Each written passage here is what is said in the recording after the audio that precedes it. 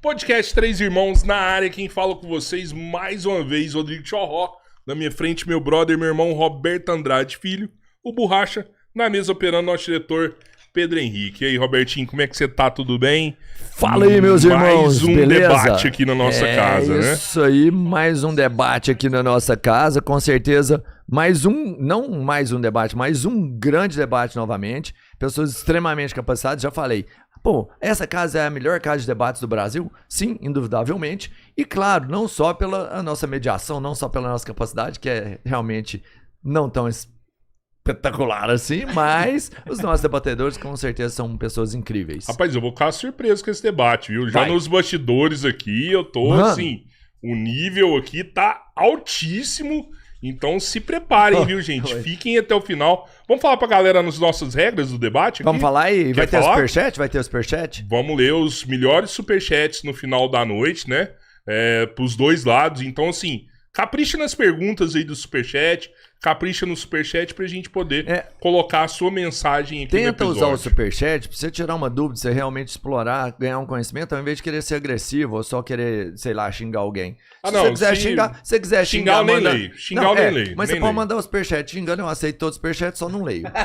Mas eu pego a grana mesmo assim. Bom, como a maioria sabe aí, as regras do nosso debate, 5 minutos para apresentação, para cada lado, 2 minutos para perguntar, 5 minutos de resposta, 3 minutos de réplica. A gente vai fazer 5 rodadas. Depois das 5 rodadas, a gente vai ler os superchats e depois a gente parte para as considerações finais.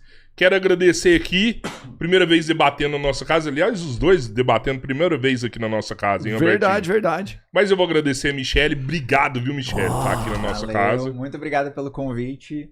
Obrigado ao Ben por ter aceitado também o debate.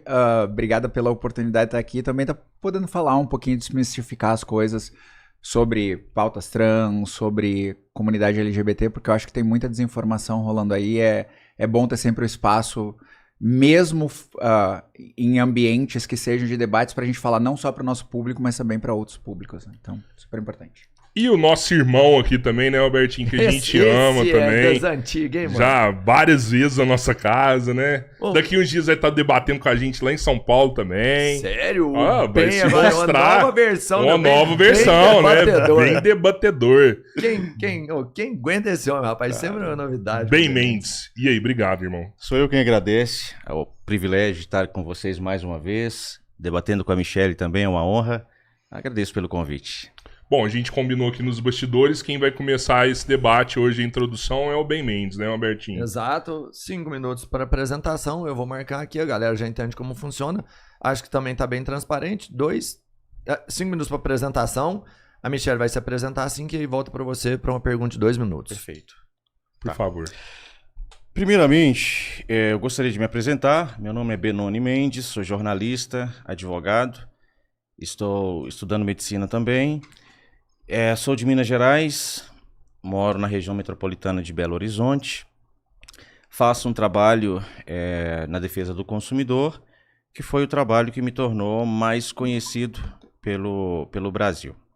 É um trabalho do qual eu me orgulho muito, sinto bastante realização em fazer esse trabalho.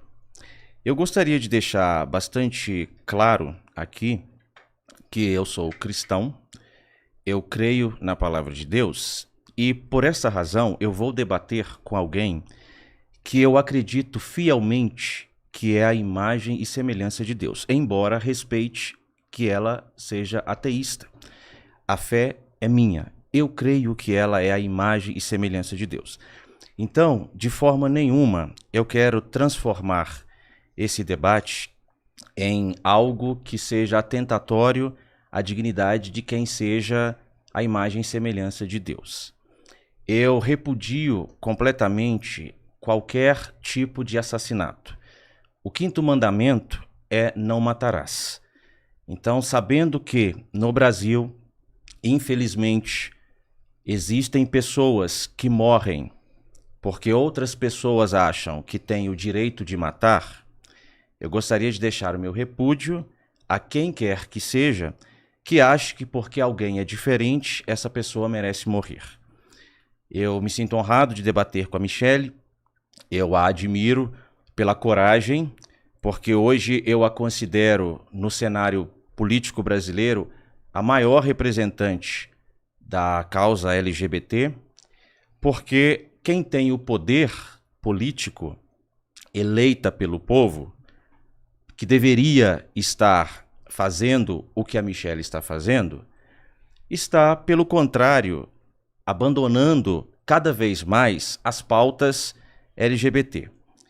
É uma deputada eleita sob a bandeira de fazer a defesa dos direitos LGBT, tem se afastado desses direitos, não tem atuado politicamente em prol da sua causa, sendo incoerente, e cada dia que passa tem se valido de recursos públicos para viajar, submeter a procedimentos estéticos. Então, eu entendo como uma grande hipocrisia. Respeito a debatedora Michelle, porque é uma pessoa que quebra os estigmas da sociedade de pensar ou relegar transexuais ou travestis à posição apenas de marginalização e de criminalidade ou de prostituição. Eu estou debatendo e debaterei com uma pessoa que é tecnicamente preparada e pode demonstrar que existem outros caminhos. Então, me sinto honrado, agradeço a Michelle.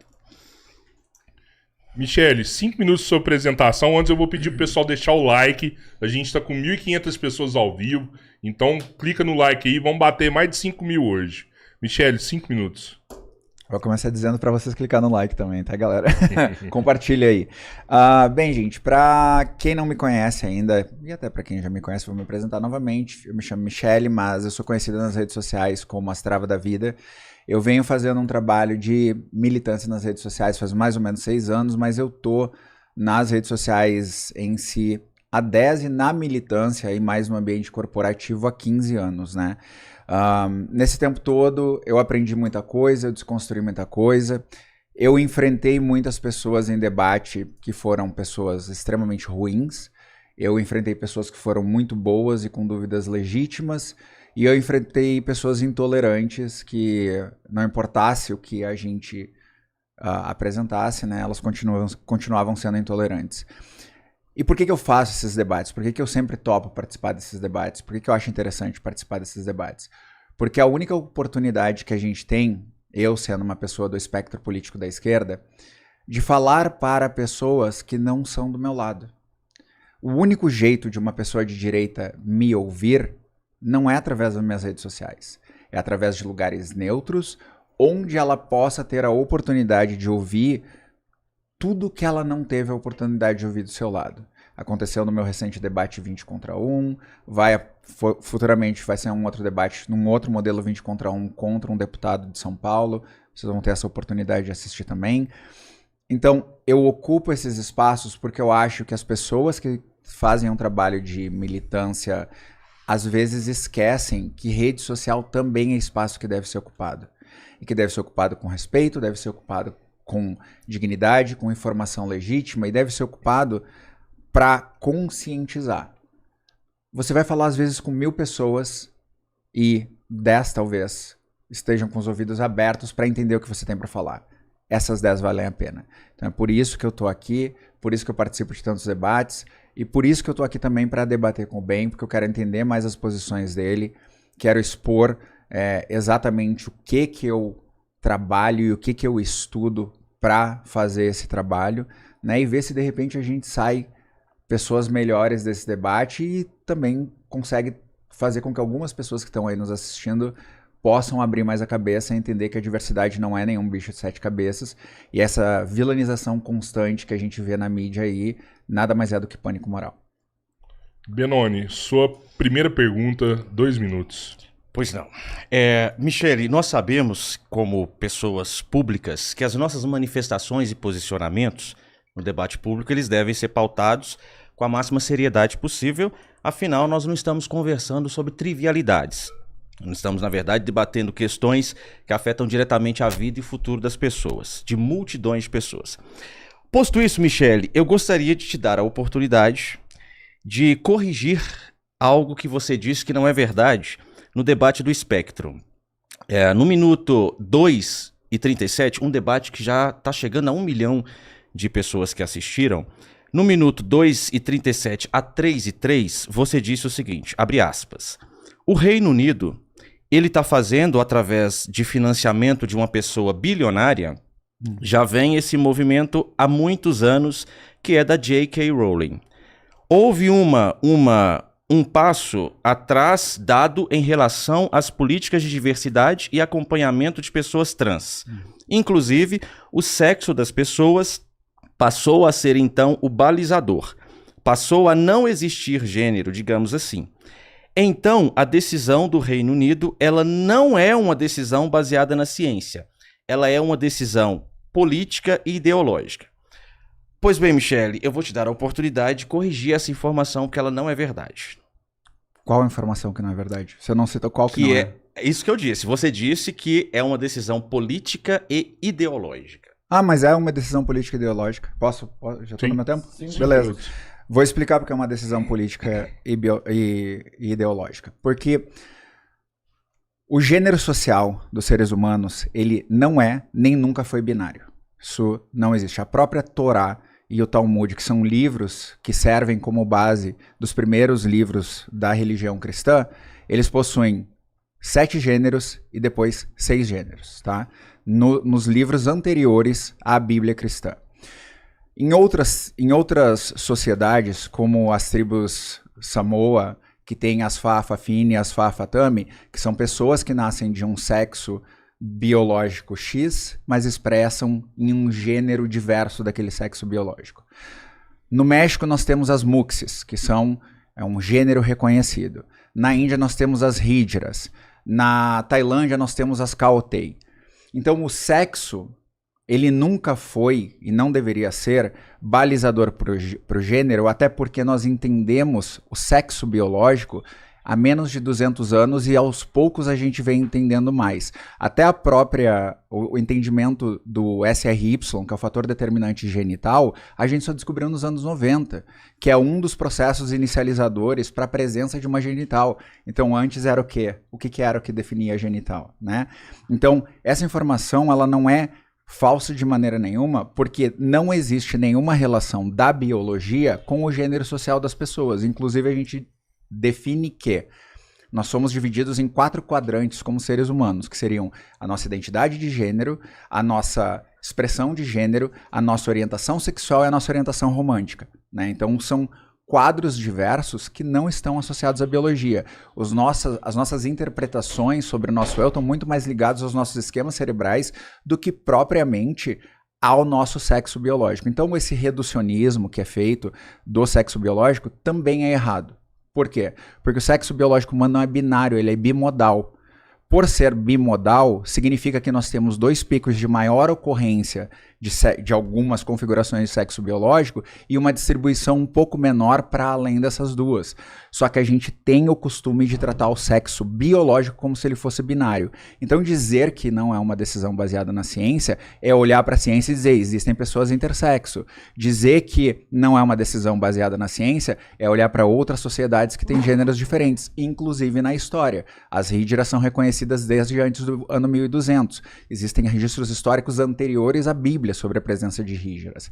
As Kaotei na Tailândia, a mesma coisa. Então a gente não pode pegar e tentar olhar para o gênero binário estabelecido na cultura ocidental, que tem uma base religiosa cristã, e dizer, não, essa decisão aqui, ela não foi uma decisão ideológica, não, ela é uma decisão científica. É pura e exclusivamente ideológica, senão eles seriam separados gênero e sexo.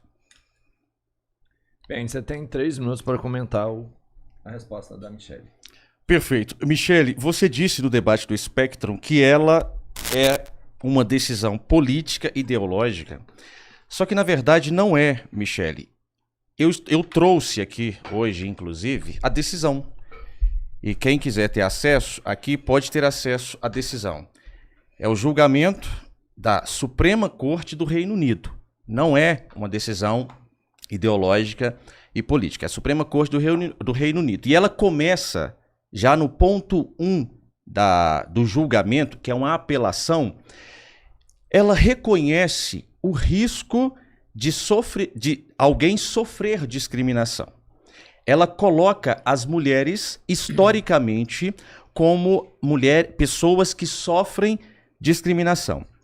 E mais abaixo, pelo contrário do que disse a Michelle no debate do Spectrum, ela diz que, por outro lado, a comunidade trans é duplamente, historicamente e atualmente, uma comunidade vulnerável, cujo parlamento tem mais atenção recentemente para proteger e dar as provisões estatutárias. Ou seja, o julgamento ele não começa atacando a comunidade trans. Pelo contrário, o julgamento ele não está sendo político e ideológico para retirar direito de pessoas trans como se fosse uma ideologia. Não, o julgamento é porque quem levantou a questão foi os apelantes é o For Women Scotland, que é uma... Calma, Michelle, relaxa, Michelle.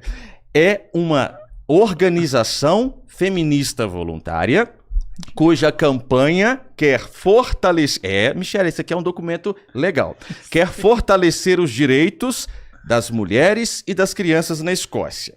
E aí, o julgamento, ele está não em questões de ideologia, não em questões a negar o que a Michelle trouxe aqui, como já existindo em outras civilizações, transgeneridade. Não, transgeneridade. O debate da decisão do Reino Unido é puramente legal para interpretar um ato de o ato 2010, que é o Ato de Igualdade 2010, que esse Ato de Igualdade 2010 está aqui, quem quiser ler, eu não estou falando palavras da minha cabeça. O Ato de Igualdade 2010 deixava em dúvida o que é mulher e o que é homem para fins de direitos, não de discriminação. Para fins de quê? Vamos lá. O ponto X, ela diz que interpretar sexo como sexo certificado cortará as definições de homem e de mulher e, pelo contrário, protegerá as características de sexo de uma forma incoerente. 1900... O que foi? Tá aqui, tá pra você. Eu conheço a decisão, eu tô admirada com como tu tá lendo ela. Não, tá em inglês, você quer que eu leia em inglês, você traduz? Que você é da... Eu falo inglês. Então, aí eu leio em inglês e traduz. Você pode. Não, porque você tá... Seu tempo. Porque você, a forma como você fala, parece que eu estou fazendo uma tradução equivocada. Não, eu estou fazendo a tradução... Vai ficar para o próximo episódio, bem. Agora tá, ela vai te fazer então uma pergunta só em pra 2 concluir, e no seu 5 você pode concluir no seu. Não, vou concluir em 30 segundos, pode? Beleza, pode, Michelle? Não tem problema. 30 segundos. Na verdade, é o que a Suprema Corte do Reino Unido foi instada a decidir se valeria a EA, ou Equality Act, de 2010, e aí ela dispõe que homem e mulher será reconhecido de acordo com seu sexo biológico. Não tinha absolutamente nenhuma motivação ideológica. É legal e jurídica.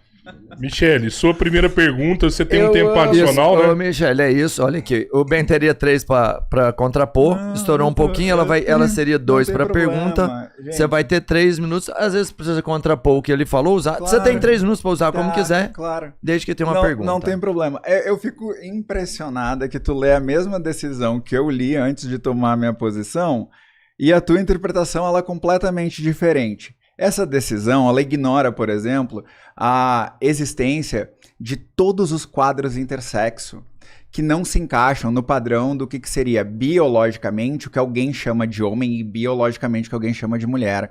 Na biologia, o nosso gênero, ele faz parte da regra binomial. É isso que o nosso gênero é. O teu gênero é homo, o teu epiteto é sapiens, tu é homo sapiens. Não existe gênero homem na biologia, nem gênero mulher na biologia. Então fazer uma lei que tenta basilar certas decisões pela biologia é uma coisa burra, porque uma pessoa que tem uma genital ambígua, ela é o quê? Ela é homem e mulher, ela tem os direitos de homens e os direitos de mulheres, ou as proteções de homens e as proteções de mulheres. As pessoas que têm tecido testicular e ovários, o que a gente faz com essas pessoas? Então, tipo assim, é uma decisão ideológica pelo simples fato de não olhar para a ciência e ver que não dá para fazer uma definição de homem e mulher pela biologia. porque não está baseado na biologia. É simples assim. Então, já que a gente entrou nesse ponto, não vou usar uma das minhas perguntas, eu gostaria que você, Ben, pudesse apresentar no seu tempo qual é a característica necessária, então, para que alguém seja enquadrado como mulher,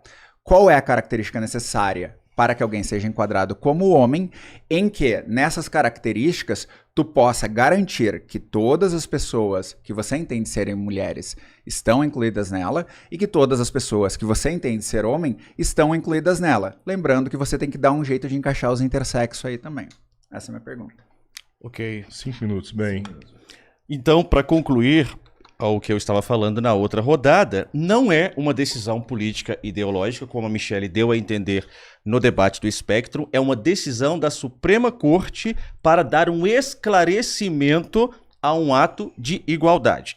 Sendo que a exposição de motivos, ela coloca justamente o contrário do que a Michelle disse. Respondendo a sua pergunta, Michelle, eu vou ficar com a decisão da Suprema Corte do Reino Unido.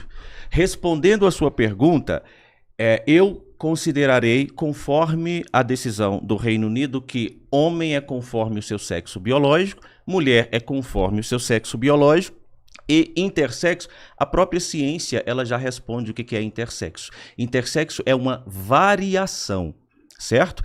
E nós não estamos falando que não existe, é óbvio que existe, mas existir uma variação não isola os pressupostos anteriores. Essa é a resposta? Essa é a resposta. Eu vou ficar com a decisão do Reino Unido. Quer comentar, Michelle? 3 minutos. 3 minutos para você comentar. Tá, vamos lá. Dizer que chega a ser um nível muito inicial dizer que eu vou ficar com a decisão do Reino Unido do sexo biológico. O sexo biológico ele não é caracterizado por esse guarda-chuva chamado sexo biológico. O que é o sexo biológico? Nossos cromossomos, os nossos hormônios, as manifestações de alguns genes nos nossos corpos, as características primárias e secundárias dos seres humanos. Então, quando eu te pergunto qual é a característica necessária para que tu atribua alguém como sendo homem ou alguém como sendo mulher, eu estou procurando que tu me diga, dentre as características sexuais dos seres humanos, qual é a característica que define alguém como homem e qual é a característica que define alguém como mulher. Como você não respondeu nem qual é a característica primária, assim, essa aqui define alguém como homem, e essa daqui garante que todo mundo que tem isso aqui é homem. Essa daqui define todo mundo como mulher, e essa daqui garante que todo mundo é mulher. E aí, nos intersexos, essa aqui define que esse grupo de intersexos é homem, esse grupo de intersexos é mulher. Não teve nada, não teve uma resposta. A tua resposta foi uma não resposta. E isso fica, tipo... Não é porque uma corte decidiu... Ela é uma decisão legal, a gente concorda nisso daí, porque passou por uma corte. Dizer que ela é uma decisão ideológica quer dizer que ela não passa pelo crivo da ciência em relação a esse assunto. O que a ciência diz sobre variações cromossômicas? O que a ciência diz sobre variações do desenvolvimento sexual? O que a ciência diz sobre características primárias e secundárias biológicas de seres humanos? O que a ciência diz sobre a influência dessas características em relação ao gênero da pessoa? O que a ciência diz sobre as influências hormonais dentro da gravidez sobre o gênero de uma pessoa?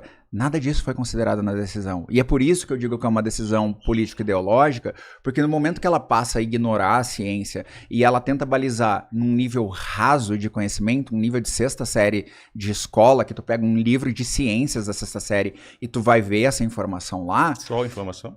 Essa informação de sexo biológico ser macho e fêmea. Quando tu vê isso só no básico, tu diz assim, então pra que as pessoas estudam para além daquilo? Por que as pessoas começam a estudar variações sexuais, variações cromossômicas, desenvolvimento sexual? Entende? Não dá pra gente se basear num conhecimento raso que vem de um livro de 6ª série e dizer que essa decisão não foi política ideológica. Ela foi política ideológica ao ignorar a ciência. Eu sei que às vezes é uma pílula difícil de engolir, mas não é porque ela é uma decisão feita numa corte que ela tá correta. A ciência ela tem uma posição sobre isso e foi completamente ignorada por essa decisão. Benoni, sua pergunta? A decisão do Reino Unido, ela não é uma decisão de 6ª série. Afinal, genética e cariótipo não é estudado na 6ª série, Michelle. Cromossomo, XX, XY ou as variações não é estudada na 6ª série, Michelle. A segunda pergunta... Quer fazer alguma pergunta? Não, tá. não. A segunda pergunta para Michelle é que Diante destas questões que estão sendo postas no debate público, sempre quando se pensa diferente do que o movimento trans coloca como verdade, mesmo às vezes fazendo isso de forma jocosa, dizendo que quem pensa diferente disso está na sexta série, porque você disse que quem considera homem pela ordem cromossomial, pela ordem genética, isso é equivalente à sexta série, isso é jocoso. Vocês sempre também trazem consigo, vocês, Michele, estou falando vocês, enfim, né, porque você é a debatedora. O movimento trans traz sempre que é transfobia. Então dizer que homem é homem, mulher é mulher, conforme a sua ordem cromossomial, vocês dizem que isso é transfobia. Eu gostaria que você dissesse para mim, o que é transfobia? Ah, tá. Eu vou responder para além disso, inclusive. Pois não? A transfobia basicamente é o ato de demonstrar uma aversão ou tomar uma discriminação em relação à condição transexual de uma pessoa. Da mesma forma como a gente, quando vai definir racismo, é por a pessoa ser preta. Dentro da comunidade trans, quando a gente fala de transfobia, tudo aquilo que busca invalidar a identidade de gênero de uma pessoa que faz parte do seu direito como cidadão, de ter a sua própria autopercepção, de ter a sua identidade respeitada, de ter o seu nome respeitado, de ter os seus direitos respeitados, toda vez que há uma tentativa de violação de alguma dessas coisas, o motivador disso é o fato da pessoa ser transexual. Se o motivador disso, essa tentativa de violação, essa tentativa de remoção de direitos, essa tentativa de desrespeito, parte do fato da pessoa ser transexual, há então uma demonstração de aversão à transexualidade, portanto, transfobia. Sobre o comentário que você fez de ser jocoso, o que eu estou dizendo é que na sexta série a gente aprende que existe macho e fêmea. E a gente para no aprendizado, na sexta série, de que existe macho e fêmea. A gente não vai para mais além. A gente não estuda, por exemplo, que existem crustáceos que se desenvolvem metade macho e metade fêmea, ou aves que se desenvolvem metade macho e metade fêmea, ou peixe tipo o bodião, que ele pode alterar o seu sexo, substituindo então o peixe dominante ali e deixando, por exemplo, de ser uma fêmea e passando a ser o macho dominante. O cerrado estriano, que é um outro peixe que pode no mesmo dia trocar o seu sexo inúmeras vezes para facilitar o acasalamento. Dentro do reino animal, nós temos não só as variações sexuais ocorrendo de maneira muito normal, porque é um aspecto da variação da biologia, como nós temos também a própria homossexualidade presente no reino animal. A grande questão aqui é que não é jocoso dizer que alguém usou algo que a gente aprende na sexta série. A decisão do Reino Unido, ela usa apenas a base da informação, que é algo que a gente aprende realmente na sexta série. Ou tu acha que alguém tem que estar no ensino médio para saber o que é macho e fêmea? Não, a gente aprende nas aulas de ciências ainda, lá no ensino fundamental. Não estou dizendo que a pessoa aprendeu o que é XX, o que é XY, o que é X0, 45X0, 47XX. Não é isso que a gente... 47XY. Não é isso que a gente está falando. A gente está falando que a pessoa aprende a diferença entre macho e fêmea lá na escola. Então, o que acontece? Se tu usar isso como base, tu ignora, por exemplo, que uma pessoa pode ser XY, o seu gene SRY não ser ativado, o seu grupo de células, que é chamado de primórdio bipotencial, não ter a carga genética necessária e essa pessoa não desenvolver um pênis. Então, ela vai vir com uma configuração cromossômica sexual de macho, mas vai ter todas as características primárias dela de uma fêmea. E quando ela entrar na adolescência, no estágio Turner 2, vai se desenvolver como uma fêmea. Ela vai ter certas complicações por causa das variações cromossômicas, possivelmente, mas ela vai se desenvolver como uma fêmea tendo o cromossomo de macho. E o mesmo ocorre no oposto, em que uma pessoa pode ser XX, o gene SRY ter sido mandado no pedaço do X como informação, ter ativado ali na sexta semana da gravidez e essa pessoa acabar se desenvolvendo como um macho biológico, tá? Então, assim, a definição de transfobia tá bem clara que é a discriminação em relação a pessoa ser trans, então o motivador ser a pessoa ser trans. E a questão do comentário ser jocoso, não, é simplesmente uma análise de onde parte a informação. Ela parte de uma parte muito primária do estudo da biologia, e eu acho que se a gente vai falar sobre gênero baseado em biologia, a gente deve pegar estudiosos de gênero e a gente deve pegar geneticistas e usar essas pessoas com estudo, com pesquisa, para então tomar uma decisão mais correta. Bem, você tem 3 minutos pra você comentar. Perfeito. Eu acho que o autor do Compêndio de Psiquiatria, Ciências do Comportamento e Psiquiatria Clínica, os autores, na verdade, Kaplan e Sadok, eles não estão na 6ª série, eles avançaram. E aí eles colocam como condições intersexuais. Ninguém nega as condições intersexuais. Isso é genética. Quando o movimento trans diz que existe o intersexo, ele está reconhecendo os fatores cromossomiais determinantes. Então existe, sim, a hiperplasia adrenal congênita, a síndrome de insensibilidade a androgênios, existe a síndrome de Turner, existe a síndrome de Klinefelter. Tudo isso são alterações cromossomiais, certo? Isso não significa que invalida a ordem cromossomial XX, XY. Não, são variações. Mas a Michele responde acerca da transfobia e eu agradeço por a Michele fazer isso, mas não é assim que funciona no direito, Michele. No direito existe a teoria, pelo menos no direito brasileiro, a teoria tripartite do crime, não é isso? O crime é todo fato típico, ilícito e culpável. O fato típico é uma conduta humana que precisa estar descrita no texto legal. Ilícito quando se comuta a pena para aquele fato ilícito e culpável quando vai se analisar a subjetividade do agente. Para que se defina um crime, é necessário tipificá-lo. E tipificar são conjuntos de verbos humanos capazes de serem produzidos por uma pessoa humana. Não foi o que o Supremo Tribunal Federal fez quando ele equiparou a transfobia ao crime de racismo. Porque eu reconheço que exista discriminação às pessoas de identidade de gênero diversas. Porém, o que o Supremo Tribunal Federal fez foi, através de uma manobra de um partido de esquerda, que é o PPS, procurou o Supremo Tribunal Federal em uma ADO, ação direta de inconstitucionalidade por omissão, e fez com que o Supremo Tribunal Federal equiparasse transfobia a racismo, mas sem definir o que é transfobia. Então, transfobia pode ser tudo e pode ser nada ao mesmo tempo. Por isso é que é muito difícil o movimento trans conseguir, de fato, responsabilizar alguém criminalmente. Foi um prejuízo. O que a esquerda fez com o movimento trans foi um prejuízo, porque recorreu ao Supremo Tribunal Federal. Engraçado que quando a decisão é do Supremo Tribunal Federal para equiparar transfobia a crime de racismo, vale, aí pode. A decisão da Suprema Corte do Reino Unido, aí já é ideológica. Mas o que o Supremo Tribunal Federal fez foi dificultar o movimento trans de conseguir responsabilizar quem de fato comete transfobia, porque colocou transfobia como sendo tudo, e o que é tudo é nada ao mesmo tempo. Michele, sua pergunta. Segunda pergunta. 2 minutos. Tá, eu vou ficar nesse tema que foi a entrada, porque eu acho ele importante. Primeiro, que a esquerda prejudica ao movimento LGBT, eu acho que a gente está de acordo com isso daí, porque eu acho que não existe nenhum lugar seguro para pessoas LGBTs na sociedade hoje.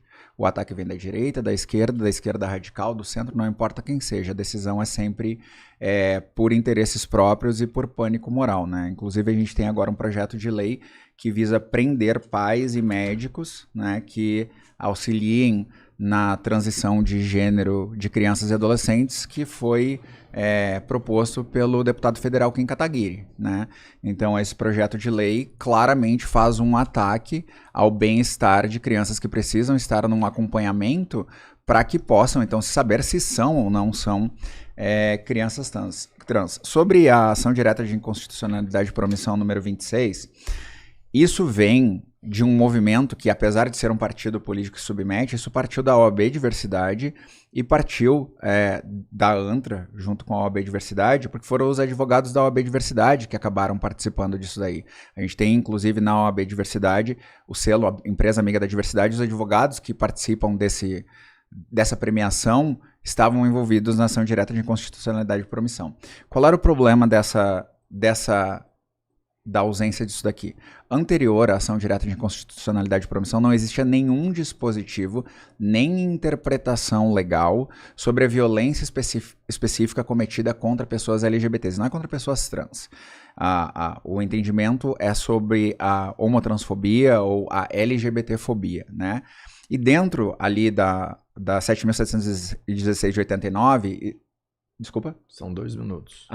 E a pergunta tem todas essas informações de quais são as características de discriminação. Então eu queria entender qual é a dificuldade dentro do que está listado lá, porque não é só sobre racismo, de fazer uma leitura interpretativa, até porque a lei brasileira trabalha muito com interpretação, do que é transfobia baseado no que está escrito na lei 7.716 de 89. Perfeito. Michele, o que aconteceu foi que quem vocês elegeram como representante não fez bem o seu papel. É papel do Poder Legislativo, e isso não é palavra minha, isso é palavra do ministro, à época, o ministro do Supremo Tribunal Federal, Ricardo Lewandowski, que hoje, inclusive, está no governo Lula. Ele diz que é papel do Poder Legislativo criar leis penais, porque isso vem da Constituição da República, porque o Legislativo, ao criar a lei penal, ele vai descrever as condutas típicas. Então, quem está no Congresso Nacional hoje, que chegou lá levantando bandeira LGBT, criando no movimento LGBT a esperança de que seria representado, não está fazendo o seu papel, e o Supremo Tribunal Federal, então, tentando suprir essa lacuna, faz o papel mal feito. Por quê? Porque se os representantes do Poder Legislativo que estão no Congresso Nacional, se eles propusessem a lei para determinar, a lei penal para determinar o que é transfobia, estariam tipificadas as condutas do que é transfobia. Então, a conduta típica. Sendo assim, quando qualquer pessoa cometesse aquela conduta do tipo penal, ela inequivocamente seria responsabilizada pelo crime de transfobia. O que o Supremo Tribunal Federal fez, por relatoria do ministro Celso de Mello, que foi, sim, um ato completamente político, porque o ministro, ele começa, eu também trouxe a decisão aqui, o ministro, ele começa o seu voto fazendo algo que não é feito no direito. Porque o que inicia uma decisão judicial no direito, e qualquer constitucionalista de esquina vai saber, que é o relatório. O que é o relatório? No voto ou na decisão chamada sentença, quem está dando a sentença, o juiz, ele tem que fazer o relatório, ou seja, contar o caso que vai ser julgado. Depois ele entra na fundamentação, aí ele pode falar várias coisas, e depois o dispositivo. O ministro Celso de Mello, ele faz uma brevíssima constatação, como ele diz aqui, que não tem absolutamente nenhum caráter de fundamentação, ou seja, foi uma mera militância. E atrapalhou o movimento LGBT. Porque eu desafio a Michele, que hoje está representando o movimento aqui, a dizer para mim, depois dessa decisão aqui, quantas pessoas que, de fato, foram criminalizadas por transfobia no Brasil. Pelo contrário, ela, inclusive, é público, que eu estou falando que é público, ela tentou responsabilizar um grupo de pessoas por supostamente ter cometido transfobia e ela não conseguiu. Por quê? Porque a justiça entendeu conforme lhe convinha que entendesse. Se quem está no Congresso Nacional hoje tivesse feito o seu papel e não querido simplesmente ficar em Paris ou fazendo procedimentos jurídicos e procedimentos estéticos e se transformando na diva pop, se tivesse feito de verdade o seu papel, que é legislar, tipificar quais são as condutas que é transfobia, seria muito fácil, aí sim, punir quem de fato é transfóbico. Eu não acredito que a transfobia seja qualquer coisa. Eu acredito que a transfobia precisa ser coisas específicas. E eu acho que a Michele também acredita nisso. Esse debate que nós estamos fazendo aqui, eu sei que a Michele não vai fazer isso. Mas quem está assistindo a esse debate, ouvindo o que eu estou falando, que eu sigo a decisão do Reino Unido de que é a ordem cromossomial, essa pessoa pode me processar por transfobia. Você sabia disso? Eu posso ser processado por transfobia, porque transfobia é tudo e é nada ao mesmo tempo. Porque nós não temos uma conduta... Michele, você tá rindo, mas eu não tô entendendo por que você tá rindo. Quando você falou, eu não ri. Eu tô falando coisa que é muito séria. Eu também. Então, quem define o que é crime não é Supremo Tribunal Federal. Supremo Tribunal Federal interpreta o texto legal. É o Congresso Nacional que deve definir o que é crime. E eu falo mais, eu falo para Michele e para qualquer pessoa do movimento trans. Já que foi uma ação direta de inconstitucionalidade por omissão, é uma decisão do Supremo Tribunal Federal, essa decisão ela é instável, ela não é estável, Sim. certo? Então significa que a qualquer momento o Supremo pode mudar o seu entendimento. Sendo assim, quem tem que legislar no Brasil não é Supremo Tribunal Federal. Quem tem que legislar no Brasil é o Congresso Nacional. Então, que o movimento LGBT escolha pessoas que de fato legislem em prol da causa, façam o seu papel, e aí a sociedade civil vai questionar se os elementos do tipo são legítimos ou não.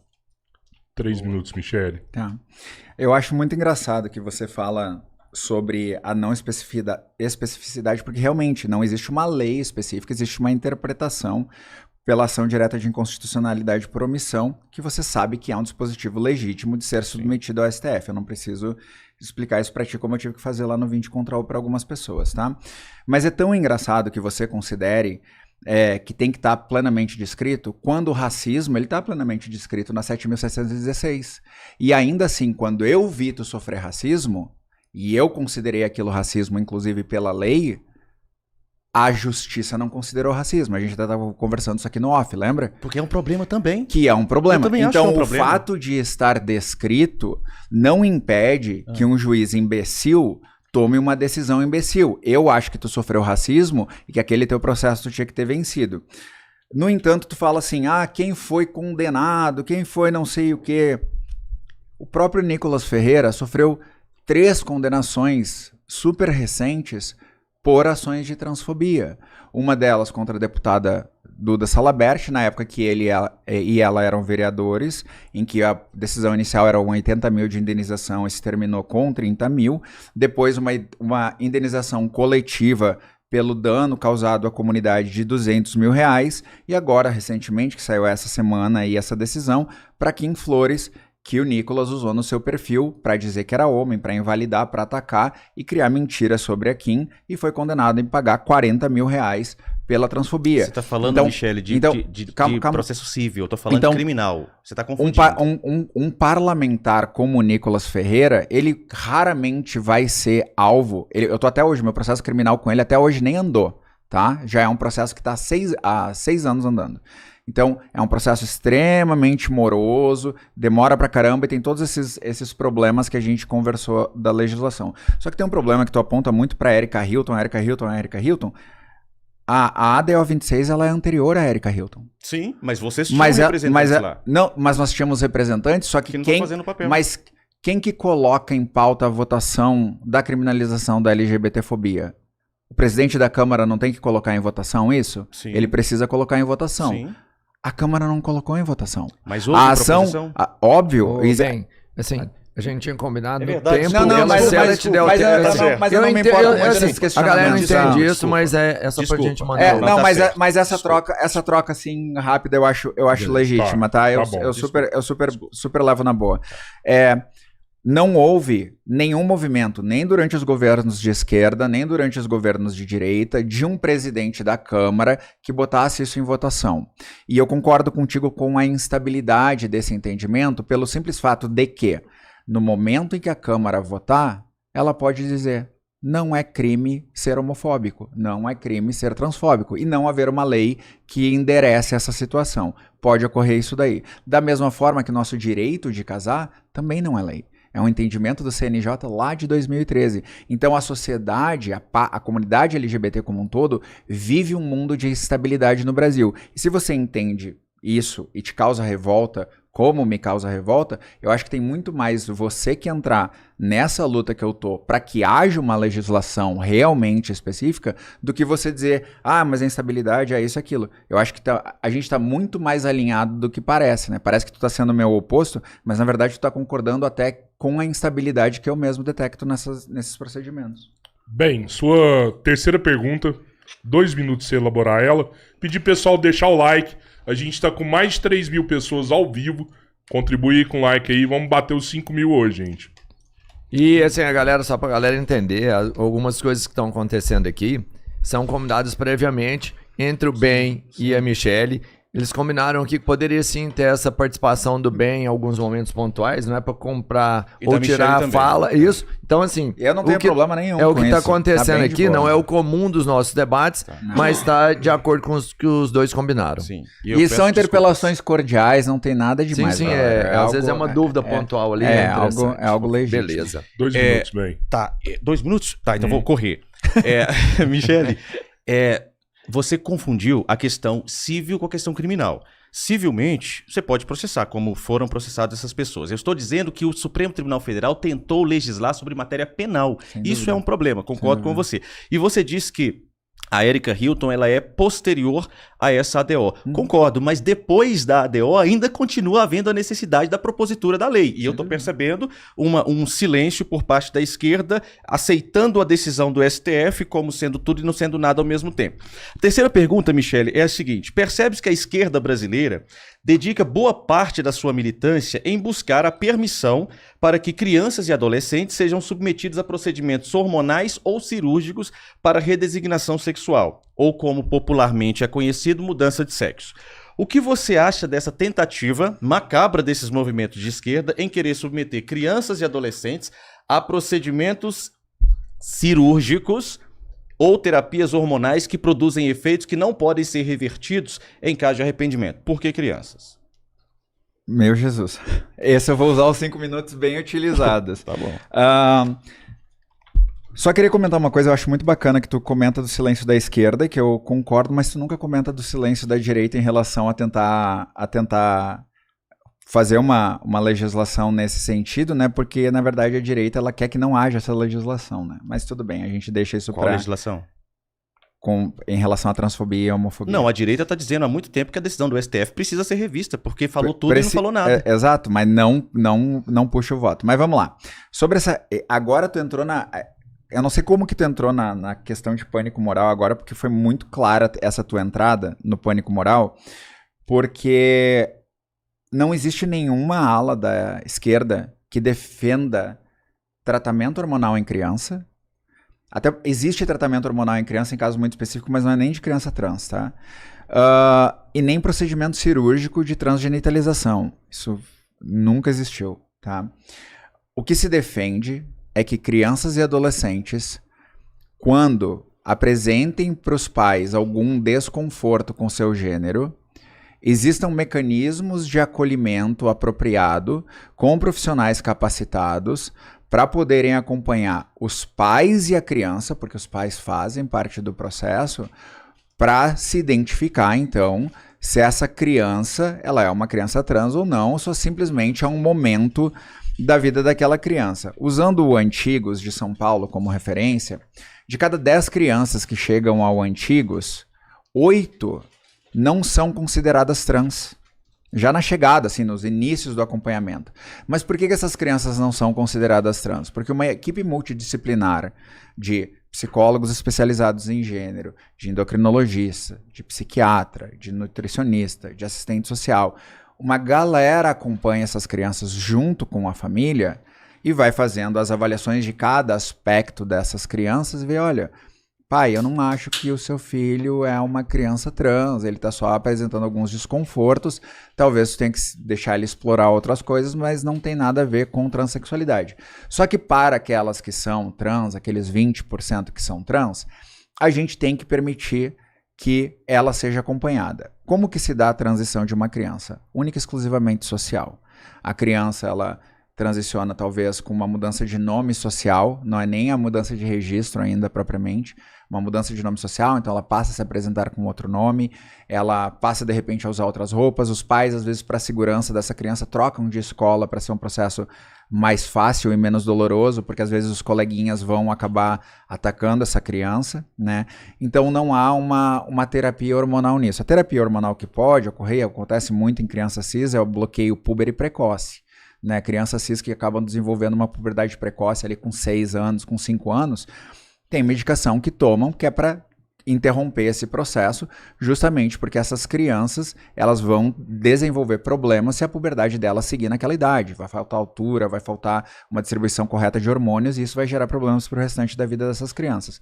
No caso de crianças trans, na entrada do estágio Tanner 2, que tem ali no período da adolescência, que pode variar dos 8 aos 12, dos 9 às 13, dependendo do sexo dessa criança, pode haver um período, normalmente de até 2 anos, onde haja o retardo. Então, o mesmo uso, o mesmo tratamento para criança com puberdade precoce, que haja o retardo, então, do início da puberdade dessa criança, para que pais e médicos, em conjunto, possam acompanhar essa criança por mais tempo e aí realmente confirmar se é uma criança trans ou não. Antes da decisão atual do CFM, com apoio do ministro Flávio Dino, a terapia hormonal, o uso de hormônios em si, começava com 16 anos. E qualquer adolescente que está com 16 anos já está recebendo cargas hormonais naturais no seu corpo, né? Então, uma criança trans também, um adolescente trans, faz sentido que comece a receber essas cargas hormonais. Qual é o grande problema e qual é o grande mito nisso? São todos os efeitos colaterais, essas medicações, a própria medicação do bloqueio púbere é a mesma utilizada para estupradores, mas a medicação que é usada com os estupradores é numa dose suprafisiológica, para cessar uma função biológica natural daquela pessoa. A dose medicamentosa, a dose de tratamento usada para criança é para suspender um processo por um período determinado. Então são situações completamente diferentes. Então assim, nesse caso é um pequeno espantalho que você criou, porque não há defesa de hormonização de criança nem de cirurgia para criança. Se alguém defende isso, tu pode me apresentar que eu faço questão de produzir conteúdo contra essa pessoa. 3 minutos, bem, pra você comentar a resposta do Michele. Poxa vida, Michele, eu entendo que você não está mentindo. Eu não acredito que você está mentindo. Quero acreditar que não. É por desconhecimento mesmo. Vejam só, Michele, a Justiça Federal suspendeu, por decisão judicial, a resolução número 2427 do Conselho Federal de Medicina. Você sabe disso. Você já falou sobre isso. Inclusive falou agora. Que foi o ministro Flávio Dino que, em uma decisão do Supremo Tribunal Federal, tornou com efeito de novo a resolução do Conselho Federal de Medicina. E aí vamos lá. Eu não acredito que a Michele esteja mentindo. De jeito nenhum. Não tem por que a Michele vir para cá mentir. Eu acredito que é desconhecimento mesmo. Na resolução, no parágrafo 3º, ela diz o seguinte: ficam vedados, ou seja, proibidos, procedimentos cirúrgicos de afirmação de gênero nas seguintes situações. Inciso 1º. Em pessoas diagnosticadas com transtornos mentais que contraindiquem tais intervenções. Ponto 2. Antes dos 18 anos de idade. Ponto 3. Antes dos 21 anos de idade, quando as cirurgias implicarem potencial efeito esterilizador em conformidade com a Lei 14.443, de 2 de setembro de 2022. Ou seja, a Justiça Federal cassou isso aqui, suspendeu isso aqui por causa dos movimentos de esquerda, suspenderam a resolução. A resolução é que proibia a cirurgia em menores de 18 anos. Ou seja, quando houve a suspensão, tornar sem eficácia a resolução do Conselho Federal de Medicina, qualquer pessoa, inclusive criança, de qualquer idade, poderia se submeter à cirurgia de redesignação sexual.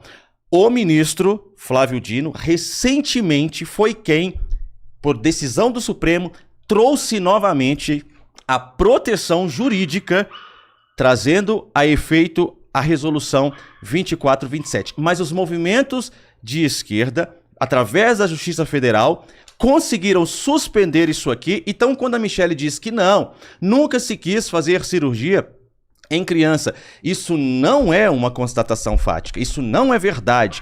Suspensa esta resolução, seria possível fazer, mas o Supremo, diante de tanto risco à ordem jurídica, traz novamente a efeito a resolução 2427 de 2025. Então, hoje não pode, sim, realmente, hoje menores de 18 anos não podem ser submetidos nem a tratamento hormonal, nem a cirurgia de redesignação. Mas quando a Justiça Federal cassou isso aqui, poderia sim. Michele, sua pergunta, 2 minutos. Vou ficar nesse tema, exatamente nesse tema, porque eu acho que ele não pode parar por aí. Bem, eu sei que tu não quer tornar o debate ad hominem, eu não vou fazer isso daqui, tá? Eu preciso que tu mantenha pelo menos só honestidade.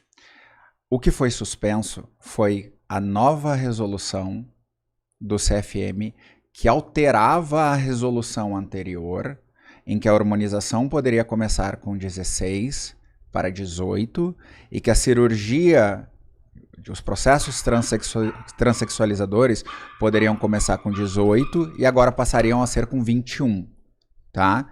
Esta nova resolução é que se buscou cancelar, porque a resolução antiga já abarcava, de acordo com as definições da ciência, o que exatamente se buscava. A transição hormonal a partir dos 16, o que é saudável para uma pessoa trans, e a redesignação a partir da maioridade que a gente tem aos 18 anos, a maioridade penal que a gente tem aos 18 anos, que a gente pode decidir por si. Então, a suspensão que ocorre, a primeira suspensão é que o Flávio Dino acabou voltando atrás, é só da alteração de 16 para 18 e de 18 para 21. Não teve nenhuma alteração bizarra, assim como tu tá falando, tá? Então, pelo menos assim, tu tá com um monte de material aí, pelo menos vê se tu tem a resolução anterior para tu saber o que ela dizia. Então, sabendo disso agora, qual a base, onde está a base que tu diz que havia uma defesa anterior a cirurgias e tratamento hormonal de crianças? É isso que eu quero saber, da onde vem essa base? Perfeito. A base, a minha resposta? 2 minutos? 5 minutos. 5 minutos, perfeito. A base vem da decisão da Justiça Federal desconsiderando o Conselho Federal de Medicina, que é o órgão que, pelo menos, eu entendo ser o órgão capacitado para orientar médicos nos seus procedimentos no ato médico. Na exposição de motivos do Conselho Federal de Medicina, ele trata acerca do acompanhamento psiquiátrico. Isso que a Michele defende, eu também acho que seja necessário. Qualquer pessoa, quando quiser, pode consultar internet? Não. É só tô abrindo o documento aqui, só que eu tenho que pesquisar o nome do documento. Ah, tá. Porque uma das regras era não poder consultar a internet. Não, é só o nome. Tá, não, tá bom. Não, mas eu também não tenho problema de abrir essa concessão, não. Pode. Não, tá não tudo precisa, aqui, Michele. tá tudo O que você precisar, pode. Eu não tô consultando. Tá. O que você precisar, pode. O que eu vou mostrar para vocês é que a resolução do Conselho Federal de Medicina de 2025, de 8 de abril de 2025, na exposição de motivos, ela diz que ela se baseia em diversos estudos científicos, meta-análise, revisão sistemática, várias modalidades de estudo, como exposição de motivos da resolução, certo? E tem um ponto que chama bastante atenção na exposição de motivos. Isso aqui não sou eu que estou falando, não é o Benoni. Isso aqui é um documento que você pode baixar agora, no Conselho Federal de Medicina. É só você digitar assim, resolução do Conselho Federal de Medicina, resolução 2427. E depois você baixa também no site do Supremo Tribunal Federal a decisão do Flávio Dino. Só isso. Está escrito aqui o seguinte, que o Serviço Nacional de Saúde, NHS, do Reino Unido, é conhecido por sua seriedade na análise de dados e tomadas de decisão. Portanto, essa decisão se deveu a um número alto de complicações e arrependimento, ou seja, suspender a possibilidade do que estamos falando aqui, além de falta de evidências científicas que embasem o uso. Em 2018, não sou eu queria que você baixasse aí. Você que está assistindo o debate, baixe. Porque a Michelle disse que é espantalho que eu criei. Eu estou com o documento do Conselho Federal de Medicina. Quem está falando é eles, não sou eu. Em 2018, 10 médicos da única clínica de transição de gênero para jovens do Sistema Nacional de Saúde da Inglaterra, conhecida como Tavistock Gender Identity Development Service, queixaram-se de se sentir pressionados a aplicar bloqueadores da puberdade em crianças que nem comprovadamente tinham disforia. Acusados de transfobia por limitar o acesso a esses medicamentos, passaram a liberar o uso de forma menos criteriosa. Foi quando o NHS contratou uma revisão independente que questiona a eficácia de bloqueadores de puberdade para crianças e adolescentes com disforia de gênero, em comparação com apoio psicológico, transição social para o gênero desejado ou nenhuma intervenção. Baseados também nesses achados, o NHS tomou a decisão de proibir. Ou seja, a Michelle disse que eu criei um espantalho, a Michelle diz que quer acreditar que eu não estou fazendo argumento ad hominem, e não estou mesmo. Eu estou trazendo a resolução do Conselho Federal de Medicina que está dizendo que lá no Reino Unido, um grupo de médicos da única clínica que fazia o tratamento hormonal foi pressionado a fazer esses tratamentos hormonais em crianças e adolescentes a despeito das evidências científicas. Está escrito aqui, Michelle. Não sou eu que estou falando. E eu não estou dizendo, Michelle, que você é essa pessoa que vai pressionar conselhos para fazer transição. Não estou dizendo isso. Aqui não tem absolutamente nada a ver com você. Pelo contrário, eu disse no princípio que eu te admiro muito, e admiro mesmo, embora você não precise da minha admiração. Admiro. Não acho que seja uma pessoa desonesta, não acho que seja uma pessoa indigna de direitos, não acho. Nós estamos num debate que é muito sério. Tá, acabou? Nós estamos num debate que é sério, que o Conselho está trazendo evidências de haver uma pressão de setores para fazer com que médicos, a despeito das evidências científicas, ajam conforme ideologia. E isso é um problema e enfraquece o movimento de quem realmente precisa e pode passar por uma transição de gênero. Michelle, 3 minutos pra você comentar. Eu não sabia que o SUS estava subjugado agora pelo National Health System. Não está. É novidade para mim que o que aconteceu, e aconteceram casos bizarros realmente no Reino Unido, e eu tenho ciência desses casos, já os critiquei inclusive. Eu acho interessante que o que aconteceu num corpo médico de outro país é usado como base para o Sistema Único de Saúde brasileiro, onde isso não ocorre. Exatamente, através de uma decisão não científica, porque usou o Reino Unido como referência e não a análise do nosso sistema, como o nosso sistema faz. A decisão do CFM, que é o Conselho Federal de Medicina do Brasil... Não é científica? Presta atenção, que é do Brasil, ela tem que ser baseada em como o Brasil opera isso, e não como o Reino Unido opera isso. Senão eu posso me basear como é que a China opera isso, como é que a Tailândia opera isso. A Tailândia é muito mais leniente em algumas coisas. Então não faz sentido que a decisão do CFM não se baseie na aplicação do que nós fazemos no Brasil. Dentro de uma coisa que você falou, a disforia de gênero nem é o quadro mais utilizado. A disforia de gênero é um quadro que afeta pessoas cis e trans. Isso daí já se chama desde 2019 incongruência de gênero, que é o desconforto consistente, insistente e permanente com o seu gênero.